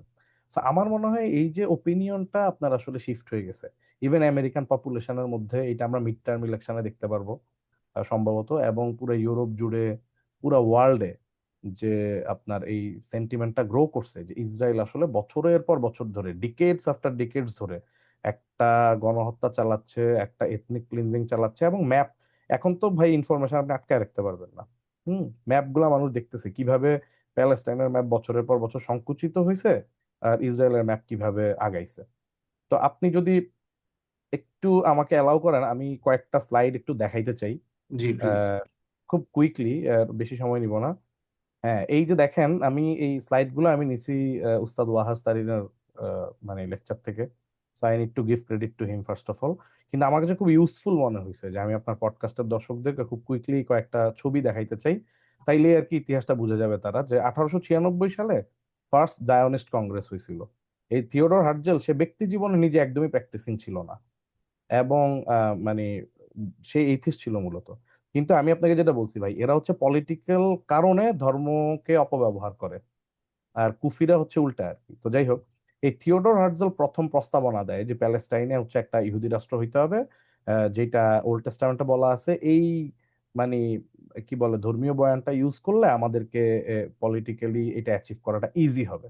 সো এই মুভমেন্টটাই হচ্ছে জায়নিস্ট মুভমেন্ট নামে পরিচিত আর কি। এবং প্রথম বিশ্বযুদ্ধে ব্রিটিশরা বিজয়ী হয় এবং ব্রিটিশদের সাথে বেলফোর্ট ডিক্লারেশনের মাধ্যমে একটা চুক্তি হয় আপনার জিউসদের। এবং এই চুক্তিটা ছিল যেটা বেলফোর্ট ডিক্লারেশন নামে পরিচিত। এবং এই চিঠিটা, এখানে ছবিটা দেখা যাচ্ছে যে লর্ড রথসচাইল্ডকে যখন ব্রিটিশ কুইন চিঠিটা লেখেন, উনি বলেন যে I have much pleasure in conveying to you on behalf of his majesty's government, ও আচ্ছা, এটা on behalf of the queen আর কি, আরেকজন লেখেন, the following declaration of sympathy with Jewish Zionist aspirations which has been submitted to and approved by the cabinet. সো এইটাকেই বলা হয় বেলফোর্ট ডিক্লারেশন, যে ওরা অ্যাপ্রুভ, এই আইডিয়াটা অ্যাপ্রুভ করছে যে প্যালেস্টাইনে তোমাদেরকে আমরা হোমল্যান্ড দিব। তো একই সাথে ওই প্রথম বিশ্বযুদ্ধ চলাকালীন প্যালেস্টাইন আপনার হচ্ছে আরবদেরকে দিবে, এই সংক্রান্ত একটা চুক্তি কিন্তু আরবদের তখন যিনি প্রতিনিধি ছিলেন শরীফ হুসাইন, তার সাথেও ব্রিটিশরা করছিল। তো তারা একই সাথে এই জায়গাটা দেওয়া নিয়ে দুই তিন পক্ষের সাথে চুক্তি করছিল আর কি। তো যাই হোক, তো তারপরে ব্রিটিশরা বিজয়ী হইল, ব্রিটিশদের কলোনি হইল বা ব্রিটিশ ম্যান্ডেটের আন্ডারে আপনার প্রায় 30 বছর ছিল প্যালেস্টাইন। তো 1919 সালে ফর্মালি আপনার ইউরোপ থেকে জাহাজে করে করে, এই যে ছবি দেখা যাচ্ছে, জায়োনিস্টদেরকে মানে আহ, হিটলার হিটলার যখন গ্যাস চেম্বারে ঢুকায় মানুষ মারতেছিল, এইসব তো আরো পরে শুরু হয়েছে। কিন্তু 1919 সাল থেকেই আপনার জাহাজে ভর্তি করে করে নিয়ে আসা হইলো ইউরোপের বিভিন্ন জায়গা থেকে আপনার জিউসদেরকে। অর্থাৎ হিটলারের কিলিং শুরুর আগেই আসলে জিউসরা আসা শুরু করছে, বিকজ বেলফোর্ট ডিক্লারেশনের আলোকে ব্রিটিশরা তাদেরকে প্রতিশ্রুতি দিছে যে তোমাদেরকে আমরা এখানে পুনর্বাসিত করব। সো এই প্রতিশ্রুতির আলোকে ব্রিটিশরা জাহাজে করে করে আসা শুরু করছে তার আগেই। এবং আসার পর তারা প্রথম যেই কাজটা করছে, তারা কিছু গুপ্ত সশস্ত্র সংগঠন বানাইছে। এবং এই যে মানে তিনটা সংগঠনের ছবি এখানে আমি দিলাম, দেখেন, একটা হচ্ছে হাগানা ইন 1920, ইরগুন ইন 1931 এবং লেহি ইন 1940। এগুলো সব জায়োনিস্ট গুপ্ত সশস্ত্র সংগঠন। এই সংগঠনগুলোকে কিন্তু ব্রিটিশরাই বলছে যে এরা হচ্ছে টেরোরিস্ট অর্গানাইজেশন, কারণ তখন কিন্তু ব্রিটিশ ম্যান্ডেটে চলতো প্যালেস্টাইন। তো এরা কি করতো, এরা হচ্ছে প্যালেস্টাইনদেরকে গ্রামে গঞ্জে মেরে টেরে তাদের বাড়িঘর দখল দিত, এবং এরা স্মাগলিং করে করে আরো জিউস পিপল ঢুকাইতো। এবং এই সংগঠনগুলাই ইভেন ব্রিটিশ, তারা পিপলদেরকে টেরোরাইজ করতো। তারপরে তো হিটলার যখন ইউরোপে জার্মানিতে ইহুদিদেরকে পিটানো শুরু করলো, তখন আরো জোরে সোরে মাইগ্রেশন বাড়লো আর কি। নেক্সট 10 ইয়ার্সে ধরেন 1 লাখ থেকে 4 লাখ লোক চলে আসলো, প্রায় 4-5 লাখ লোক, যখন আপনার 1945 সেকেন্ড ওয়ার্ল্ড ওয়ার শেষ হচ্ছে তখন আর কি প্রচুর লোক চলে আসছে তখন ইউরোপ থেকে প্যালেস্টাইনে। তো এরপরে 1946 সালে এই ইরগুন যে সন্ত্রাসী সংগঠন, তারা হচ্ছে কিং ডেভিড হোটেলে একটা বিস্ফোরণ ঘটায়। এবং কিং ডেভিড হোটেলে কেন বিস্ফোরণ ঘটায়, এইটা হচ্ছে ব্রিটিশদের পররাষ্ট্র মন্ত্রণালয়ের কাজ হইতো এখানে। এবং তখন ব্রিটিশরা ইউনাইটেড নেশনসে একটা পার্টিশন প্ল্যান দিচ্ছে যে রেজলিউশন 181 নামে পরিচিত, যে আরবরা হচ্ছে 45% অফ দ্য ল্যান্ড পাবে আর জিউসরা 55% অফ দ্য ল্যান্ড পাবে। এইটাকে বলা হয় রেজলিউশন 181। তো এইটা সম্ভবত হয়তো বা এই প্ল্যান অথবা ব্রিটিশদের অন্য কোনো প্ল্যান এই জুইশ জায়োনিস্টদের পছন্দ হয়নি। হুম। এই জন্য তারা কিং ডেভিড হোটেল ব্লাস্ট করে ব্রিটিশ অফিসিয়ালদেরকে উড়াই দিছিল। সো ব্রিটিশরা ডেজিগনেট করছিল যে ইরগুন এবং এই লেহি এবং হাগানা এরা হচ্ছে সন্ত্রাসী সংগঠন। কিন্তু এই ইরগুনের যে প্রতিষ্ঠাতা মেনাকিন বেগিন, এই লোক হচ্ছে পরে আবার ইসরায়েলের প্রাইম মিনিস্টার হয় এবং শান্তিতে নোবেল পুরস্কারও পায়। সো এই ঘটনাগুলো ঘটে। তারপরে তো বাকি ঘটনা জানেন, যে নাকবা হয়, এটা হয়। এবং এরপরে 1990-তে, ফাস্ট ফরওয়ার্ড টু 1990, সেকেন্ড ইন্তিফাদার সময়, তখন আপনার অসলো অ্যাকর্ড চুক্তি হয় বিটুইন আপনার ক্লিনটন, ইয়াসির আরাফাত এবং সম্ভবত আইজাক রবিন ছিল তখন প্রাইম মিনিস্টার অফ ইসরায়েল। তো তখন 3টা জোনে ভাগ করা হয়, zone A, B and C. তো দেখেন, জোন সি হচ্ছে ইসরায়েলি কন্ট্রোলে, ওয়েস্ট ব্যাংকের ভিতরে, যে আকাশি রঙের এই অংশটা। আর এ আর বি হচ্ছে প্যালেস্টাইন কন্ট্রোল। কিন্তু এর ভিতরেও তারা এমন ভাবে এ বি অংশটাকে ভাগ করে দিছে যে সরাসরি নিজেরা কানেক্টেড থাকতে পারবে না তারা। প্রত্যেকটা মানে এ বি এর কিছু মানে 1-2টা কমিউনিটির মধ্যেই তাদের হচ্ছে যে ইসরায়েলি কন্ট্রোল মাঝে মাঝে। আর এইটা তো 1990 সালের ম্যাপ। বর্তমানে এই জোন এ আর বি এর অংশ মানে আহ, এই ম্যাপের থেকে আরো 70-80 ভাগ কমে গেছে। মানে ইসরায়েলিরা এত বেশি বসতি দখল করছে, মুসলিমদেরকে উচ্ছেদ করছে। সো এই হচ্ছে মোটামুটি আধুনিক প্যালেস্টাইনের ইতিহাস বা মানে আমি যদি জায়নিস্টদের যে জবরদখলের ইতিহাস বলি আর কি ভাই, তো এই জি হচ্ছে অবস্থা এখন। আপনি এইটা খুব ক্রেজি একটা অবস্থা। এরা কি করবে, আমি মনে করি ইসরায়েলের মেজরিটি লোকজন তারা অবশ্যই এই উগ্রবাদী আইডিয়াটাকে অ্যাকসেপ্ট করে না। এবং এইটা আরেকটা কারণ যে নেতানিয়াহু ইজ ভেরি ডেসপারেট, যে সে যদি ক্ষমতাচ্যুত হয় তাহলে পরের দিনই সে জেলে যাবে, তার বিরুদ্ধে মামলা আছে অনেক। মানে সে কিন্তু জানে যে যারা ক্ষমতায় আসবে তারা তারা এবং একটা দেখেন এই কোয়ালিশন গভর্নমেন্ট ক্ষমতায় আসার পর ইসরায়েল পুরো রাষ্ট্রের চরিত্র বদলায় ফেলতে চাইছে। ওরা কিন্তু নিজেদেরকে বলে আমরা মিডল ইস্টের একমাত্র লিবারেল ডেমোক্রেসি, হ্যান ত্যান এগুলা বলে, তাই না? কিন্তু ওরা ওদের ওদের যে নিজস্ব রাষ্ট্রীয় কাঠামো এইটাকেই তারা পুরোপুরি বদলায় ফেলতে চাইছে, যে অন্য কেউ যেন আর ক্ষমতায় আসতে না পারে, মানে বিরোধী দল। তারা মোটামুটি তাদের যত ইনস্টিটিউশন আছে সমস্ত কিছু কুক্ষিগত করতে চাইছে। শুধুমাত্র আপনার মনে থাকার কথা, বছর 3 আগে ইসরায়েলের তেল আবিবে বিরাট বিক্ষোভ হয়েছিল, কারণ তারা হাইকোর্টে তাদের যে বিচারক নিয়োগের প্রক্রিয়া, এই প্রক্রিয়াটাকেও তারা চেঞ্জ করে ফেলতে চাইছিল, কিন্তু এটা তারা পারে নাই। সো একমাত্র বিচার বিভাগটা হচ্ছে এখনো বলা যায় যে ওদের এই গভর্নমেন্টের কন্ট্রোলের বাইরে কিছুটা স্বাধীন আছে। আর এর বাইরে মোটামুটি যত ইনস্টিটিউট আছে সবকিছুই তারা এমন ভাবে চরিত্র চেঞ্জ করে ফেলছে যে বিরোধী দলও যেন ক্ষমতা আসতে না পারে। ইলেকশন হবে, ইলেকশনও ম্যানিপুলেট করার মতো ব্যাপার স্যাপার, মানে এগুলো কিন্তু ছিল না ইসরায়েল আগে। সো এরা খুব ডেসপারেট আর কি, যারা রাষ্ট্রের চরিত্র বদলাই দিয়ে হইলেও, স্বৈরতান্ত্রিক পথে হইলেও তারা ক্ষমতায় থাকবে এবং দে উইল অ্যাচিভ দেয়ার এই মিথোলজিক্যাল গোল টোল এইসব আর কি। এবং অনেকে, আমি আপনাকে আরেকটা মজার একটা ফ্যাক্ট বলতে চাই দর্শকদের জন্য। ইসরায়েলিদের মধ্যে একটা অংশ, বড় অংশ কিনা জানি না, একটা অংশ হয়তো ছোট অংশ হবে, তারা মনে করে যে আম, মানে মশিয়াক বা মেসায়া, তাদের তাদের ধারণাটা হচ্ছে মশিয়াক দুইজন। হুম। এটা খুব ইন্টারেস্টিং একটা আইডিয়া। তারা মনে করে মশিয়াক বা মেসায়া দুইজন। একজন হচ্ছেন মশিয়াক বিন জোসেফ, মানে ইউসুফ আলাইসাল্লামের ব্লাড লাইনের একজন মশিয়াক। আর আরেকজন হচ্ছেন মশিয়াক বিন ডেভিড, দাউদ আলাইসাল্লামের ব্লাড লাইনের একজন মেসায়া বা মশিয়াক। তো ওরা মনে করে যে মশিয়াক বিন জোসেফ আগে আসবেন এবং এসে উনি হচ্ছে ক্ষেত্র প্রস্তুত করবেন, শত্রুদেরকে পরাস্ত করবেন এবং উনি চাবি রেডি করবেন। আর মশিয়াক বিন ডেভিড আসলে তার হাতে চাবি হস্তান্তর করবেন। তো অনেকেই তারা মশিয়াক বিন জোসেফ বলতে ইসরায়েল রাষ্ট্রটাকেই মিন করতো, যে ইসরায়েল রাষ্ট্র ইটসেলফ একটা প্রতিষ্ঠান হিসেবে হচ্ছে মশিয়াক বিন জোসেফ, যে হচ্ছে মানে তাদের ফাইনাল মেসায়া বা মশিয়াক বিন ডেভিড আসার ক্ষেত্র প্রস্তুত করবে।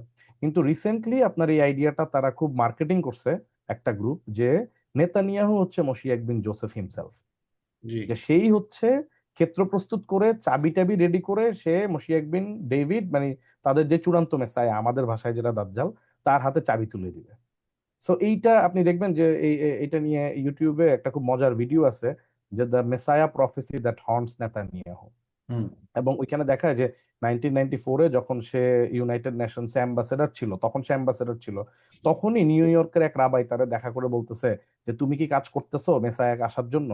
তো তখন নেতানিয়াহু বলতেছে হ্যাঁ করতেছি। তো বলে যে না, ঠিক মতো করতেছো না, এটা আরো তাড়াতাড়ি করতে হবে, টাইম বেশি বাকি নাই। হ্যাঁ, এই কনভারসেশন গুলো ইউটিউবে আছে এটা। জি তো এরা কিন্তু মানে কতটা এক্সট্রিম এবং কতটা আপনার এই গ্রুপটা স্পেসিফিক, আমি কিন্তু বারবার বলছি দর্শকদের জন্য যে এরা কিন্তু ইসরায়েলের মেজরিটি না বাই এনি মিনস। ইসরায়েলের সাধারণ জনগণের মধ্যে এই এক্সট্রিম আইডিওলজি কিন্তু মেজরিটি না ভাই। কিন্তু এরা হচ্ছে ক্ষমতায়, এটা হচ্ছে বিষয়। এবং এরা শুধু ক্ষমতায় না, এরা এমন ভাবে ক্ষমতায় যে নেতানিয়াহু এদের গ্রিপের বাইরে যেতে পারত। আজকে যখন আমরা কথা বলছি 29 তারিখ মার্চে 2026, আজকে কিন্তু আমেরিকার অনেকগুলো শহর, বোস্টন সহ, ট্রাম্পের এগেনস্টে, আমেরিকান সরকারের এগেনস্টে, ইরান যুদ্ধের বিরুদ্ধে হুম প্রচুর হুম। আন্দোলন হচ্ছে। অনেক আমেরিকান আজকে রাস্তায়, লক্ষ লক্ষ আমেরিকান রাস্তায়। এত আনপপুলার একটা যুদ্ধে আমেরিকা জড়াইলো কেন? আপনি দেখবেন যে গত বছরের 12 দিনের যুদ্ধ বা ইভেন তারও আগে আমরা বাইডেনের আমল থেকে যেটা দেখতেছিলাম, যে গাজা যুদ্ধের পর থেকে আনপ্রেসিডেন্টেড একটা ওয়েভ আমেরিকায় দেখা যাচ্ছে। আমরা যেটা জেন জি বলতেছিলাম বাংলাদেশের পার্সপেক্টিভে, আমেরিকাতেও আমরা কিন্তু একটা জেন জি ওয়েভ দেখছি। প্রত্যেকটা ইউনিভার্সিটিতে আপনার মনে থাকার কথা যে 7ই অক্টোবরের পরে যখন একেবারে ছোট্ট গাজা স্ট্রিপকে একেবারে ধ্বংসস্তূপে পরিণত করা হচ্ছিল, বোম্বিং করা হচ্ছিল, এবং একটা পর্যায়ে দেখা যাচ্ছে যে তেমন কোনো মিলিটারি রিটেলিয়েশন ওই পাশ থেকে আসতেছে না, কিন্তু স্টিল বাইডেন তখন প্রেসিডেন্ট ছিল, প্রচুর টাকা পয়সার অস্ত্র পাঠাইলো। এবং তখনই কোয়েশ্চেন গুলো উঠছে যে is it actually America first নাকি এটা ইসরায়েল ফার্স্ট হইতেছে। দেখা যাচ্ছে, কারণ আপনি জানেন খুব ভালো করে, আপনি তো আমেরিকায় আসছেন, কম্পেয়ার টু ধরেন অস্ট্রেলিয়া, কানাডা আর ইউকে, মানে ফার্স্ট ওয়ার্ল্ড কান্ট্রির সাথে আমেরিকার হেলথ সিস্টেমে খুবই প্রবলেমেটিক একটা অবস্থা। মানে এইখানে ভালো ইন্স্যুরেন্স অ্যাক্সেস না থাকলে আপনি কাভারেজ পাইতেছেন না আপনার হেলথ কেয়ার। আমরা ধরেন আমি ইন্টেলের মতো একটা ভালো কোম্পানিতে আছি, তারপরেও আমার কোম্পানি সাবসিডি দিয়েটি আমাদেরকে ইন্স্যুরেন্স যেটা দেয় এটা বেশ ভালো।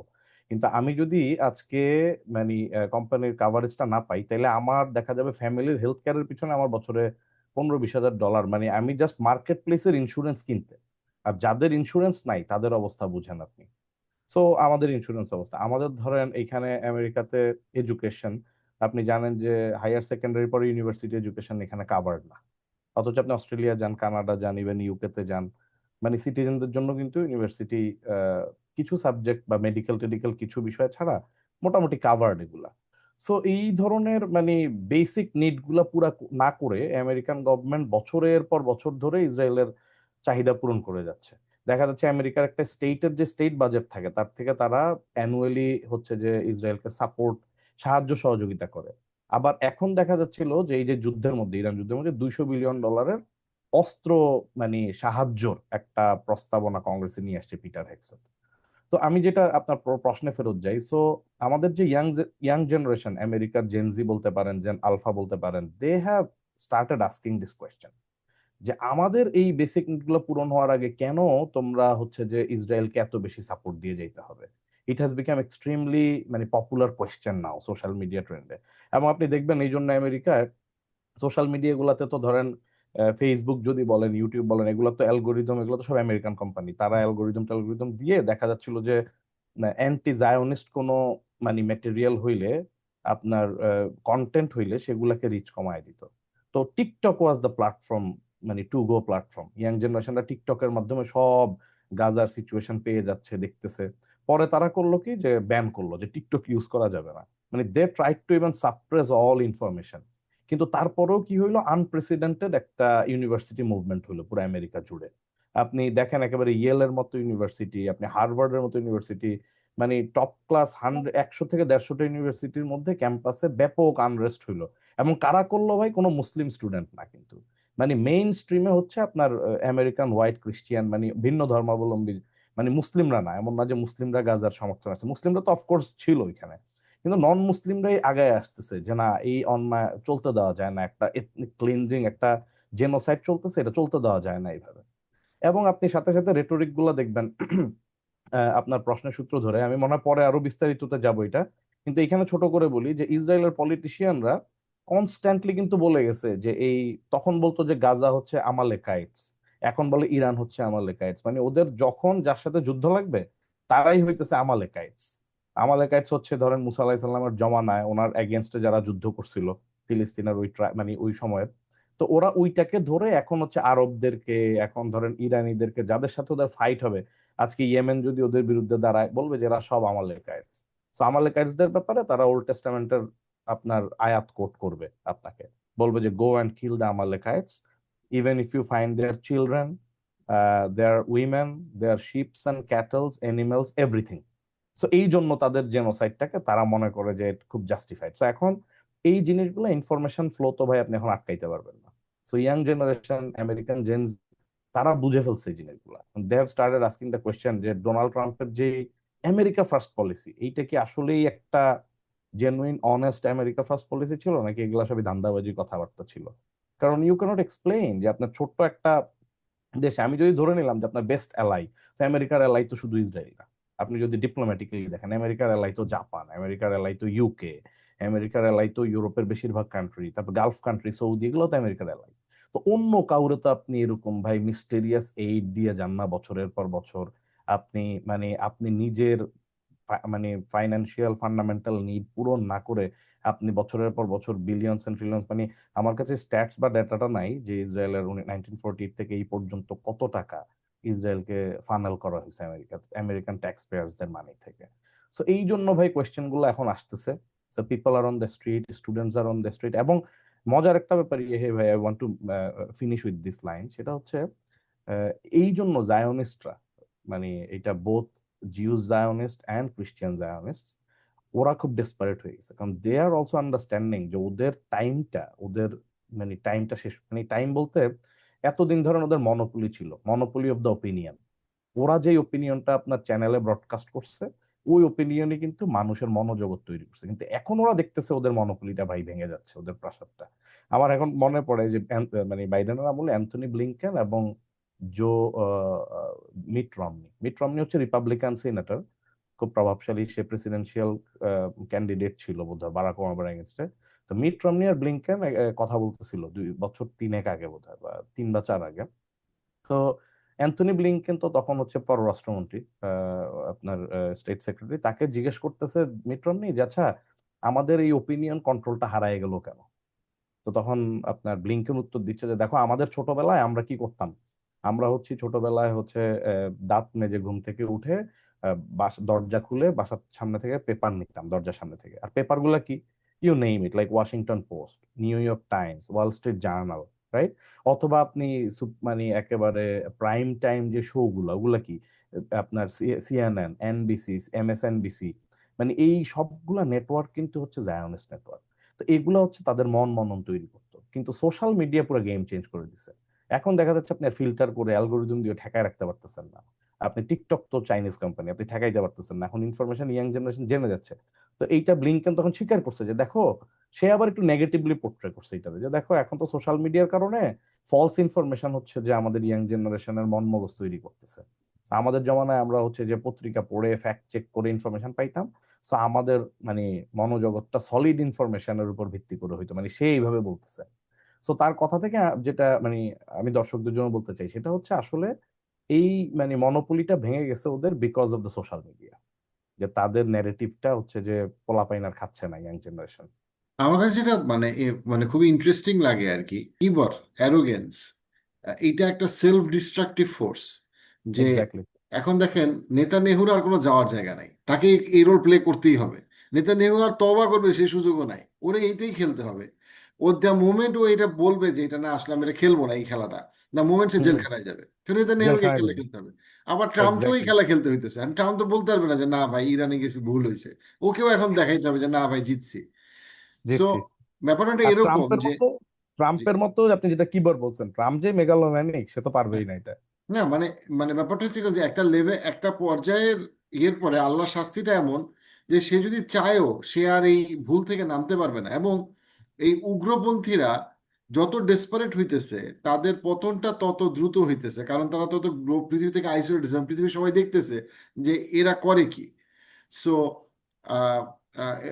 আমার অল্প জ্ঞান বলে যে ইটস অনলি অ্যাবাউট টাইম যখন আসলে উগ্রপন্থী ইহুদিদেরকে, এই বেন গাভির এবং নেতানিয়াহুর এই গ্রুপটাকে আসলে বেসিক্যালি মানে শাস্তি দেওয়া হবে, অথবা বের করে দেওয়া হবে, অথবা নির্জীব করে দেওয়া হবে।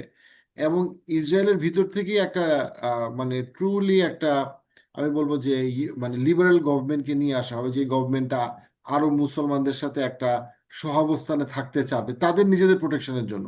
বিকজ আমি জাস্ট গতকালকে একটা বড় ডকুমেন্টারি দেখতেছিলাম, মানে রিসেন্ট একজন ইসরায়েলি ইয়ের আপনার ডিফেন্স ও সরি ইসরায়েলি ট্যুরিজম নিয়ে নিয়ে কাজ করে, এবং সে বলতেছিল যে গাজার পর থেকে এখন পর্যন্ত ইসরায়েলে কেউ থাকতেই চায় না, কেউ ইনভেস্টই করতে চায় না। যে কোনো এডুকেটেড জিউ সে আসলে থাকতে চায় না, এবং তারা অনেকে আমেরিকাতেও থাকতে চায় না, তারা বিভিন্ন নরওয়ে গ্রিস বিভিন্ন জায়গায় থাকতে চায়। মিনিং সে বলতেছিল যে তুমি একদিকে গ্রেটার ইসরায়েলের কথা বলতেছো, আরেকদিকে তুমি সব জায়গায় গিয়ে যুদ্ধ করতেছো, আরেকদিকে তোমার যে জিউইশ পপুলেশন যারা এডুকেটেড মেধাবী তারা কেউ তোমার দেশে থাকতে চায় না, তোমার ডোমেস্টিক ট্যুরিজমই নাই। তো তুমি তো এমন একটা রাস্তায় হাঁটতেছো যে রাস্তাটা তুমি নিজেই ভাঙতে ভাঙতে আগাইতেছো। হুম। তো এই কথাটা খুব মানে ইন্টারেস্টিং যে মানুষ অ্যারোগেন্সের জন্য তার নিজের ঘরের সামনে রাস্তাটা সে নিজেই ভাঙে, এবং সে মনে করে সে বিরাট কিছু করতেছে। কারণ এক্স্যাক্টলি, জিউদের এক্স্যাক্টলি। ফান্ডামেন্টাল উগ্রপন্থীদের একটা মেসেজ হলো আমি যদি সামহাও ওই যে শর্টকাট দিয়া একটা মানে নবী আউলিয়া মান নিয়ে আসতে পারি, তারপরে তার কোনো খেলার তার বাকি নাই। মানে দের ইজ অলওয়েজ দ্যাট একটা শর্টকাট ওয়ে যেটা দিয়ে আমি একটা কিছু ব্যবস্থা করে ফেললাম, একটা লাল গরু হইলো, একটা বিল্ডিং ভেঙে ফেললাম, একটা এটা হয়ে গেল, ব্যাস আর কোনো প্রবলেম, তারপরে আমি 1000 বছর রুল করবো। অ্যান্ড ইভেন রাসূলুল্লাহ সাল্লাল্লাহু আলাইহি ওয়াসাল্লামের সময়ও তারা যে মদিনায় বসেছিল তারা কিন্তু একই চিন্তা করতেছিল যে তোমরা একটু বসো, আরবদের সাথে তারা খারাপ ব্যবহার করতো। সিরাতে আসছে যে কেন, কারণ আমাদের নবী আসতেছে, নবী আসলে তোমাদের সবাইকে আমরা মারবো, হ্যাঁ, এবং তখন তোমরা আর কিছুই করতে পারবে না। সো দেয়ার ইজ দিস, এই হয়ে গেল মোমেন্ট, হ্যাঁ, যে এই হয়ে গেল, মানে এই হয়ে যাবে, এবং তারপরে চাবিটা ঘুরে যাবে, তারপরে আমরা সারা পৃথিবীতে যা ইচ্ছা তা করবো। অ্যান্ড সো ইটস লাইক, মানে কি বলবো, একটা লাস্ট এই কোশ্চেনটা আমি আপনাকে করবো, এটা দিয়ে শেষ করি আজকে। সেটা হচ্ছে গিয়ে যে আমরা তো পৃথিবীতে সবসময় মনে করেন, বলে না যে খুব তথ্য প্রযুক্তি অগ্রগতি, ইনোভেশন, রিসার্চ, হ্যাঁ, বাট দিনের শেষে আসলে আমরা পৃথিবীতে কি দেখতেছি? সব কিছুর পর আমাদেরকে তো সবসময় বলে তো গাড্ডু মুসলমান, কি পড়াশোনা করে না, এরা এখনো কি নামাজ রোজা এগুলো নিয়ে থাকে, হাদিস টাদিস পড়ে। আর মানে পশ্চিমা বিশ্ব বা পৃথিবীর উন্নত দেশগুলা সব সায়েন্স কমার্স দিয়ে একদম কোথায় আগে। কিন্তু আমরা আসলে কি দেখতেছি? আলটিমেটলি দেখতেছি যে পৃথিবী এখনো পরিচালনার ক্ষেত্রে কোনো সায়েন্স রিসার্চ আসলে কাজ যত না করতে, তাতে বেশি করতেছে হচ্ছে গিয়ে মানুষের অহংকার, হিংসা, ঘৃণা, অন্ধ ধর্মবিশ্বাস, কুসংস্কার, ধর্মকে ম্যানিপুলেশন করে ওই বিশ্বাস করা। এটা কেন? কেন মানুষ আসলে ওই, কি বলবো, একদিকে আল্লাহ আরেকদিকে ইবলিস, একদিকে আল্লাহর দল আরেকদিকে শয়তানের দল, এই যে fundamental framework, spiritual fundamental anchoring, ওই জায়গা থেকে কেন মানুষ কখনো বেরোতে পারলো না? যেটা শিক্ষিত মানুষরা খুব বলার চেষ্টা করতো, ও আমরা লিবারেল হয়ে গেছি, আমরা এখন অনেক আগায় গেছি। আপনার কি মত? এনলাইটেন আমার মানে আপনি যে প্রশ্ন করছেন এটা ফিলোসফিক্যাল কোশ্চেন। আমি বেটার ফিটার না অ্যান্সার দেওয়ার জন্য, বাট তারপরে আমার কাছে যেটা মনে হয় যে আসলে আপনি যদি কোরআনে দেখেন এই জিনিসটা বারবার যে মানে ইউরোপিয়ান এনলাইটেনমেন্টের পরে বা আমাদের দেশে যেগুলা সেকুলাররা দাবি করতো বা বলতে চায়, কথাটা আইডিওলজিক্যালি শুনতে খুব ভালো লাগে যে আসলে আমরা সবাই সহাবস্থান বা লিবারালিজমের যে ফ্রেমওয়ার্কটা, যে দেখো আমরা কোনো ধরনের কুসংস্কারে থাকবো না, কেউ কারো থেকে বেশি পাবে না, সবাই সমান। তা আসলে এই কথাগুলো শুনতে যতটা ভালো লাগে, পৃথিবী এইভাবে চলে নাই। আসলে পৃথিবীতে সবসময় দেখা গেছে যে আইডিওলজি ছিল, হয়তো কেউ এটা মুখে বলতেছে, কারো ব্যাক ইন দা মাইন্ড, কিন্তু আপনার যেটা হইতো যে শত্রু মিত্র নির্ধারণ হচ্ছে ওইটার ভিত্তিতে, যে আচ্ছা এ আমার শত্রু, এ কেন আমার শত্রু না, এ আমার বন্ধু, এ কেন বন্ধু না। আজকে নাফতালি বেনেট কেন বলতেছে ধরেন যে Turkey is the next Iran, অথবা হিলারি ক্লিন্টনের আপনার ওই যে এপস্টাইন ফাইলের মধ্যে দেখাচ্ছে Imran Khan is very dangerous comment, অথবা হিলারি ক্লিন্টনের কমেন্ট পাওয়া যাচ্ছে যে সে পাকিস্তানের নিউক্লিয়ার উইপন আছে, so Pakistan has to be dismantled. এটা তো এগুলো যদি আপনি আসেন, এখানে কোনো ডিরেক্ট কোরিলেশন পাবেন না যে আচ্ছা আমেরিকার জন্য কেন পাকিস্তান চান? পাকিস্তান তো বরঞ্চ দালালি করে আমেরিকার, তাই না? মানে আমাদের যতটুকু আমি দেখছি পারভেজ মোশাররফের আমল থেকে এই পর্যন্ত, বা ইভেন টার্কি যদিও চেষ্টা করতেছে তার নিজস্ব একটা আইডেন্টিটি ক্রিয়েট করতে, তার স্ট্রং ফুটহোল্ড ক্রিয়েট করতে, বাট স্টিল দিন শেষে সে এখনো ন্যাটো মেম্বার বা আমেরিকার সাথে ডিরেক্ট কনফ্লিক্টে যায় নাই। কিছু কিছু জায়গায় সে নিজের মতো করে একটা বলয় তৈরি করার চেষ্টা যদিও করছে, কিন্তু ওভারঅল আপনি কিন্তু দেখতেছেন যে তারা ইসরায়েলের এখন বর্তমান সরকারের পতন হইলে নেক্সট প্রধানমন্ত্রী হবে নাফতালি বেনেট। তো নাফতালি বেনেটের মতো গুরুত্বপূর্ণ লোক বলতেছে turkey is the next Iran. তা আমরা এগুলোকে সামনে রাখলে আমার কাছে মনে হয় যে ভাই যুগে যুগে মানে ইউরোপিয়ান এনলাইটেনমেন্ট যতই দাবি করুক যে আমরা হঠাৎ করে সবাই লিবারেল হয়ে যাব আর ধর্ম বিশ্বাসের দিকে না তাকায় শত্রু মিত্র নির্ধারণ হবে, আমাদের ভালো আর মন্দের ভিত্তিতে ভার্চু সিগন্যালিং, এইটা কাইন্ড অফ, এইটা ধর্মীয় ভার্চু না, বাট এটা হচ্ছে লিবারালিজমের ভার্চু, যে আমরা এর ভিত্তিতে শুধুই লিবারালিজমের গণ্ডিতে যারা থাকবে এরা সবাই ভালো, আর গণ্ডি না মানলে তখন এদেরকে আমরা শায়েস্তা করব। তো পৃথিবী আসলে আনফরচুনেটলি বা fortunately what ever it is, এই হাইপোথেসিস অনুযায়ী চলে নাই। পৃথিবীতে আমরা ভাই সবসময় দেখছি যে ওই পক্ষ বিপক্ষ নির্ধারণ আর শত্রু মিত্র আইদার আপনার স্বার্থের ভিত্তিতে অথবা, এবং ওই স্বার্থটাও দিন শেষে আপনি ঘাটলে দেখবেন যে ওই স্বার্থটা কোথায়, মানে স্বার্থটা তো এরকম হয় নাই যে ব্রিটেনের সাথে আজকে মানে একেবারে ডিফারেন্ট আইডিওলজির একটা কান্ট্রির খুব দোস্তি হইতেছে, ব্রিটেনের সাথে আমেরিকার দোস্তি হচ্ছে, যে আসলে কাছাকাছি আইডিওলজি। তো দিন শেষে আপনার এই এই আইডিওলজি একটা গুরুত্বপূর্ণ ভূমিকা রাখছে শত্রু মিত্র নির্ধারণে। আপনি এটার ধর্ম আইডিওলজি যাই বলেন, আম, এইটা এইটা হয়তো থাকবে, কিন্তু এইখানেই ইসলামের অনন্যতা বা বিউটিটা, যে ইসলাম আসলে আম, আপনার যদিও লিবারালিজম দাবি করে যে আসলে তারা হচ্ছে যে হিউম্যান ভ্যালুজ হিউম্যান রাইটস এগুলাকে প্রোটেক্ট করবে, বাট আমরা ইসলামে খোলাফায়ে রাশিদিনের আমল, আচ্ছা খোলাফায়ে রাশিদিনের আমল আপনি বাদও দেন ভাই, আপনি আজকের আলোচনার টপিকে যদি থাকি যে এই যে ইহুদিরা, তারা পৃথিবীতে 2000 বছরে ইউরোপের কোথাও যায় কেন শান্তি পাইলো না, ডিগনিটি পাইলো না? কোথাও তারা পায় নাই, কিন্তু তারা ওসমানী সালতানাতে তুরস্ক মানে ইস্তাম্বুলে যে তারা কিন্তু দেখবেন তাদের অনেক ইয়ে আছে, তাদের একটা বড় বড় গ্রুপ ওইখানেই বিস্তৃত, একটা ফেরকাও তৈরি হয়েছিল পরে ওইখান থেকে। সো তারা মুসলিমদের আন্ডারে যে কিন্তু শান্তি ঠিকই পাইলো। সো হোয়াট ডাজ ইট সে, যে আমরা যে এই যে পরমত সহিষ্ণুতা বলি বা ভিন্ন ধর্মাবলম্বীদেরকেও স্বাধীনভাবে বেঁচে থাকার অধিকার দিব, তো ওসমানী সালতানাত তো আর খোলাফায়ে রাশেদা না। বাট স্টিল, যেহেতু মানে সে বলতো যে আমরা ইসলাম থেকে উৎসরিত আইডিওলজি নিয়ে চলাফেরা করি, তার ছিটে ফোঁটা হইলেও আমরা এই জিনিসটা দেখলাম যে না, সে হচ্ছে ইহুদিদেরকে শুধু তার বিশ্বাস, ধর্মীয় বিশ্বাসের কারণে তাকে সে অত্যাচারিত করে নাই, তাকে শান্তিতে থাকতে দিছে। আবার আপনি এর বাইরেও যদি গত 20 বছরেরই যুদ্ধগুলা দেখেন, আপনি মানে ইরাক, আফগানিস্তান থেকে শুরু করে সিরিয়া, লেবানন, সোমালিয়া, সুদান ইত্যাদি ইত্যাদি, কত লোক তারা মারছে এবং এগুলা কারা মারতেছে। কিন্তু অন্যদিকে আমাদেরকে বলা হয় হচ্ছে যে মুসলিমরা জিহাদ জিহাদ করে লোক মারে, মুসলিমরা এরকম। হ্যাঁ, যদিও আই ডোন্ট ডিসএগ্রি, মুসলিমদের ভিতরে উগ্রবাদী গ্রুপ অবশ্যই আছে, এবং আমি আই আই মানে আমি মনে করি যে এটা থেকে আমাদের বের হয়ে আসতে হবে, খারেজিপনা থেকে মুসলিমদেরকে বের করে আনতে হবে, বের হয়ে আসতে হবে। লার্জলি মুসলিমরা কোনোদিনই খারেজিদেরকে এন্ডোর্স করে নাই ইতিহাসে। এটা সবসময় একটা ফ্রিকশন, এটা সবসময় একটা খুবই ফ্রিঞ্জ গ্রুপ। কিন্তু তারপর আছে, এটা আমরা অস্বীকার করতেছি না, কিন্তু লার্জলি মুসলিম উম্মাহ আসলে আপনার তুলনামূলক অনেক বেশি সহনশীল হইতে চায়।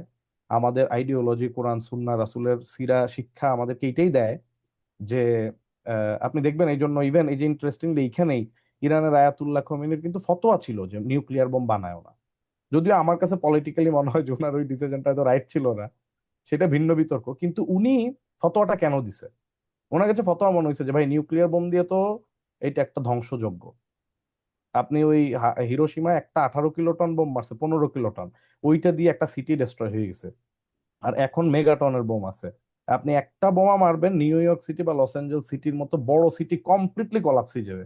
এবং আমি কয়েকদিন ধরে নিউক্লিয়ার বোম নিয়ে একটু পড়ালেখা করলাম ইরান যুদ্ধের পর, যে নিউক্লিয়ার বোম যেই ফর্মুলায় কাজ হয়, আর হাইড্রোজেন বোম তো আরো এক ধাপ।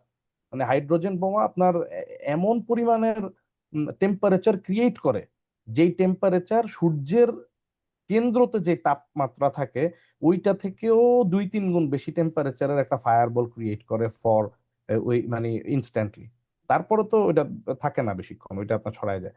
সো পয়েন্ট হচ্ছে, এই জন্য আয়াতুল্লাহ খোমেনি বললো যে না, এটা যেহেতু ধ্বংসযোগ্য এটা নিষিদ্ধ। ওনার ওই ফতোয়ার আলোকে কিন্তু ইরানের কাছে এনরিচড ইউরেনিয়াম ছিল, সবই ছিল, সেন্ট্রিফিউজ আছে, এবং ইরানিয়ান লোকেরা যেই ট্যালেন্টেড, তাদের সায়েন্টিস্টরা, ইভেন আমেরিকাতে আমরা দেখি অনেক দেশের লোক দেখছি ভাই, ইরানিয়ানরা আমি একটাও দেখি নাই যে তাদেরকে আপনি মানে মেধাবী বলতে পারবেন না, দে আর ট্রুলি জিনিয়াস। তো ইরানিয়ানরা চাইলে নিউক্লিয়ার বোম বহুত আগে বানায় ফেলতে পারতো, আই বিলিভ ইট, আইআরজিসি চাইলে। কিন্তু তারা চায় নাই কেন? তাদের আয়াতুল্লাহর ফতোয়া যে না, নিউক্লিয়ার বোম বানাবা না, এটা ধ্বংসযজ্ঞ, এটা একটা হচ্ছে জেনোসাইডের টুল। সো আপনি দিন শেষে ওই জায়গাতে আসবে যে দেখেন যে আয়াতুল্লাহর এই ফতোয়াটা আসছে কোত্থেকে। এইটাও কিন্তু ইসলামের এই সিম্প্যাথি এমপ্যাথি থেকে, যে না, মানব জাতিকে যদি ধ্বংস করে দিয়ে একটা বোম দিয়ে যুদ্ধ কইরা, তাইলে এটার লাভ হইলো কি? যে হ্যাঁ, পৃথিবী পুরাটা ধ্বংস করে দিয়ে শুধু আমি বাইচা থাকলাম, তো এই বাইচা থাকার লাভ কি তাইলে? সো এই এমপ্যাথিটা আমার মনে হয় ইসলামে আছে, অন্যান্য ধর্মেও আছে, কিন্তু মানে আমরা ইসলাম যতটা মেনে চলা হয় পৃথিবীতে প্র্যাকটিসিং রিলিজন হিসেবে, অন্যান্য রিলিজন তো কম প্র্যাকটিস হয়। ক্রিশ্চিয়ানিটিতেও আছে সহাবস্থানের কথা, ক্রিশ্চিয়ানিটিতেও আপনার আসলে যুদ্ধর বিরুদ্ধে কথা আছে। এই জন্য কিন্তু এইবার ইউরোপিয়ান আপনি জেনারেল পপুলেশন, আপনি ক্রিশ্চিয়ান দেশগুলো ব্যাপক বিদ্রোহ করছে এবার, ব্যাপক। আপনি ফ্রান্স, ইউকে, আপনি স্পেন, আপনি পুরো ইউরোপ জুড়ে আপনার ম্যাস স্ট্রিট প্রটেস্ট হয়েছে। So as a concluding remark আমি যেটা বলবো সেটা হচ্ছে কি, আমাদের মুসলিমদের অপটিমিজমের সব রকম কারণ আছে। আমরা যদি শুধু দেখি যে ইউএসএ এবং রাশিয়া প্রত্যেকে 5,000 5,000 10,000 সব মিলে প্রায় 11,000 নিউক্লিয়ার বোমা বানাইছে। লাভ হয়েছে হুম। কি? দিনের শেষে তাদের পপুলেশন কমতেছে, তারা কিন্তু আলটিমেটলি খুব বেশি সুখে নাই। সেখানে আমরা যদি মুসলমানদের দিকে থাকি, মুসলমানদের নিউক্লিয়ার বোম অনেক কম আছে, বাট দিন শেষে মুসলমানরা কিন্তু কত বেশি রেলেভেন্ট, ওই শাহিদ ড্রোন দিয়ে তারা হরমুজ প্রণালী আটকায় ফেলছে। এবং মুসলমানদের যে স্পিরিচুয়াল অ্যাঙ্করিং, আয়াতুল্লাহ খোমেনি যা শহীদ হওয়ার আগে কোরআন শরীফ পড়তেছিল, and he knew the risk. So মুসলমানরা তাদের স্পিরিচুয়াল অ্যাঙ্করিং থেকে যে ফিলসফি এবং প্রিন্সিপাল আনতে পারে, সেটাকে যদি তারা প্রপারলি অ্যাপ্লাই করতে পারে, মুসলমানরা যে স্ট্রেংথ হইতে পারে, ওইটা নিউক্লিয়ার বোমা দিয়ে কিন্তু রাশিয়া অথবা আমেরিকা টিকতে পারতেছে এক্স্যাক্টলি। না বা হইতে পারতেছে না, আলটিমেটলি কি লাভ হইলো? আপনি 5,000 নিউক্লিয়ার বোমা নিয়ে বসে আছেন, কিন্তু আপনার প্রেসিডেন্ট হল গিয়ে ট্রাম্প, যে বেসিক্যালি এপস্টিনের সাথে কি করছে সেটা আমরা সবাই জানি। তো আলটিমেটলি এপস্টাইন লাভ প্লাস হলো কি? মেথড। হ্যাঁ, মানে আপনি এপস্টাইন একটা প্লাস। বিরাট রকেট জাহাজ বানাইছেন, কিন্তু এটা নাবিক আপনি এমন একজন লোককে বসাইছেন, সেও আপনাদের পছন্দ করে না, আপনি তাদেরকে পছন্দ করেন না, এবং সবই অযোগ্য। তো দিনের শেষে মুসলমানদের বাউন্স ব্যাক করার জন্য যে স্পিরিচুয়াল অ্যাঙ্করিং আছে, সেই অ্যাঙ্করিংটা অন্য কেউ চাইলে নিতে পারবে না এবং নিতে পারতেছে না। তো সেই জায়গাটা থেকে আমাদের আমাদের অপটিমিস্টিক হওয়ার সব রকম কারণ আছে। হ্যাঁ, হয়তো সেটা 5 দিনে হবে না, 5 বছরে হবে, তো 5 বছর হবে না, 25 বছরে হবে, বাট আমাদের কাজটা আমাদের করে যাওয়াটাই আমাদের জন্য দরকার। So exactly. ডক্টর রিয়াজ ভাইকে আবারও অনেক ধন্যবাদ। এখন অনেক রাত, সম্ভবত রাত 2টা বাজে বোধ হয়, আমি জানি না না, আমেরিকা। আমাদের 11টা, শো 11টা। আপনাদের রাত 11টা। তো থ্যাংক ইউ অ্যাগেন, আপনি অনেক সময় দিচ্ছেন এবং আপনার প্রেজেন্টেশনটা খুবই তথ্যবহুল ছিল, এবং সেটা আমি মনে করি অনেকের জন্য একটা আই ওপেনার এবং একটা ইন্সপিরেশন। সো থ্যাংক ইউ ভাই, আমরা আবার হয়তো বা আপনাকে পাবো কোনো একটা গুরুত্বপূর্ণ ডিসকাশনের জন্য। আজকের জন্য আমরা শেষ করছি। ইনশাল্লাহ। Thank you. আসসালামু আলাইকুম দর্শকদেরকে। সালাম ইয়াহি আলাইকুম। ভাই, থ্যাংক ইউ ভেরি মাচ। আসসালামু আলাইকুম। Thank you.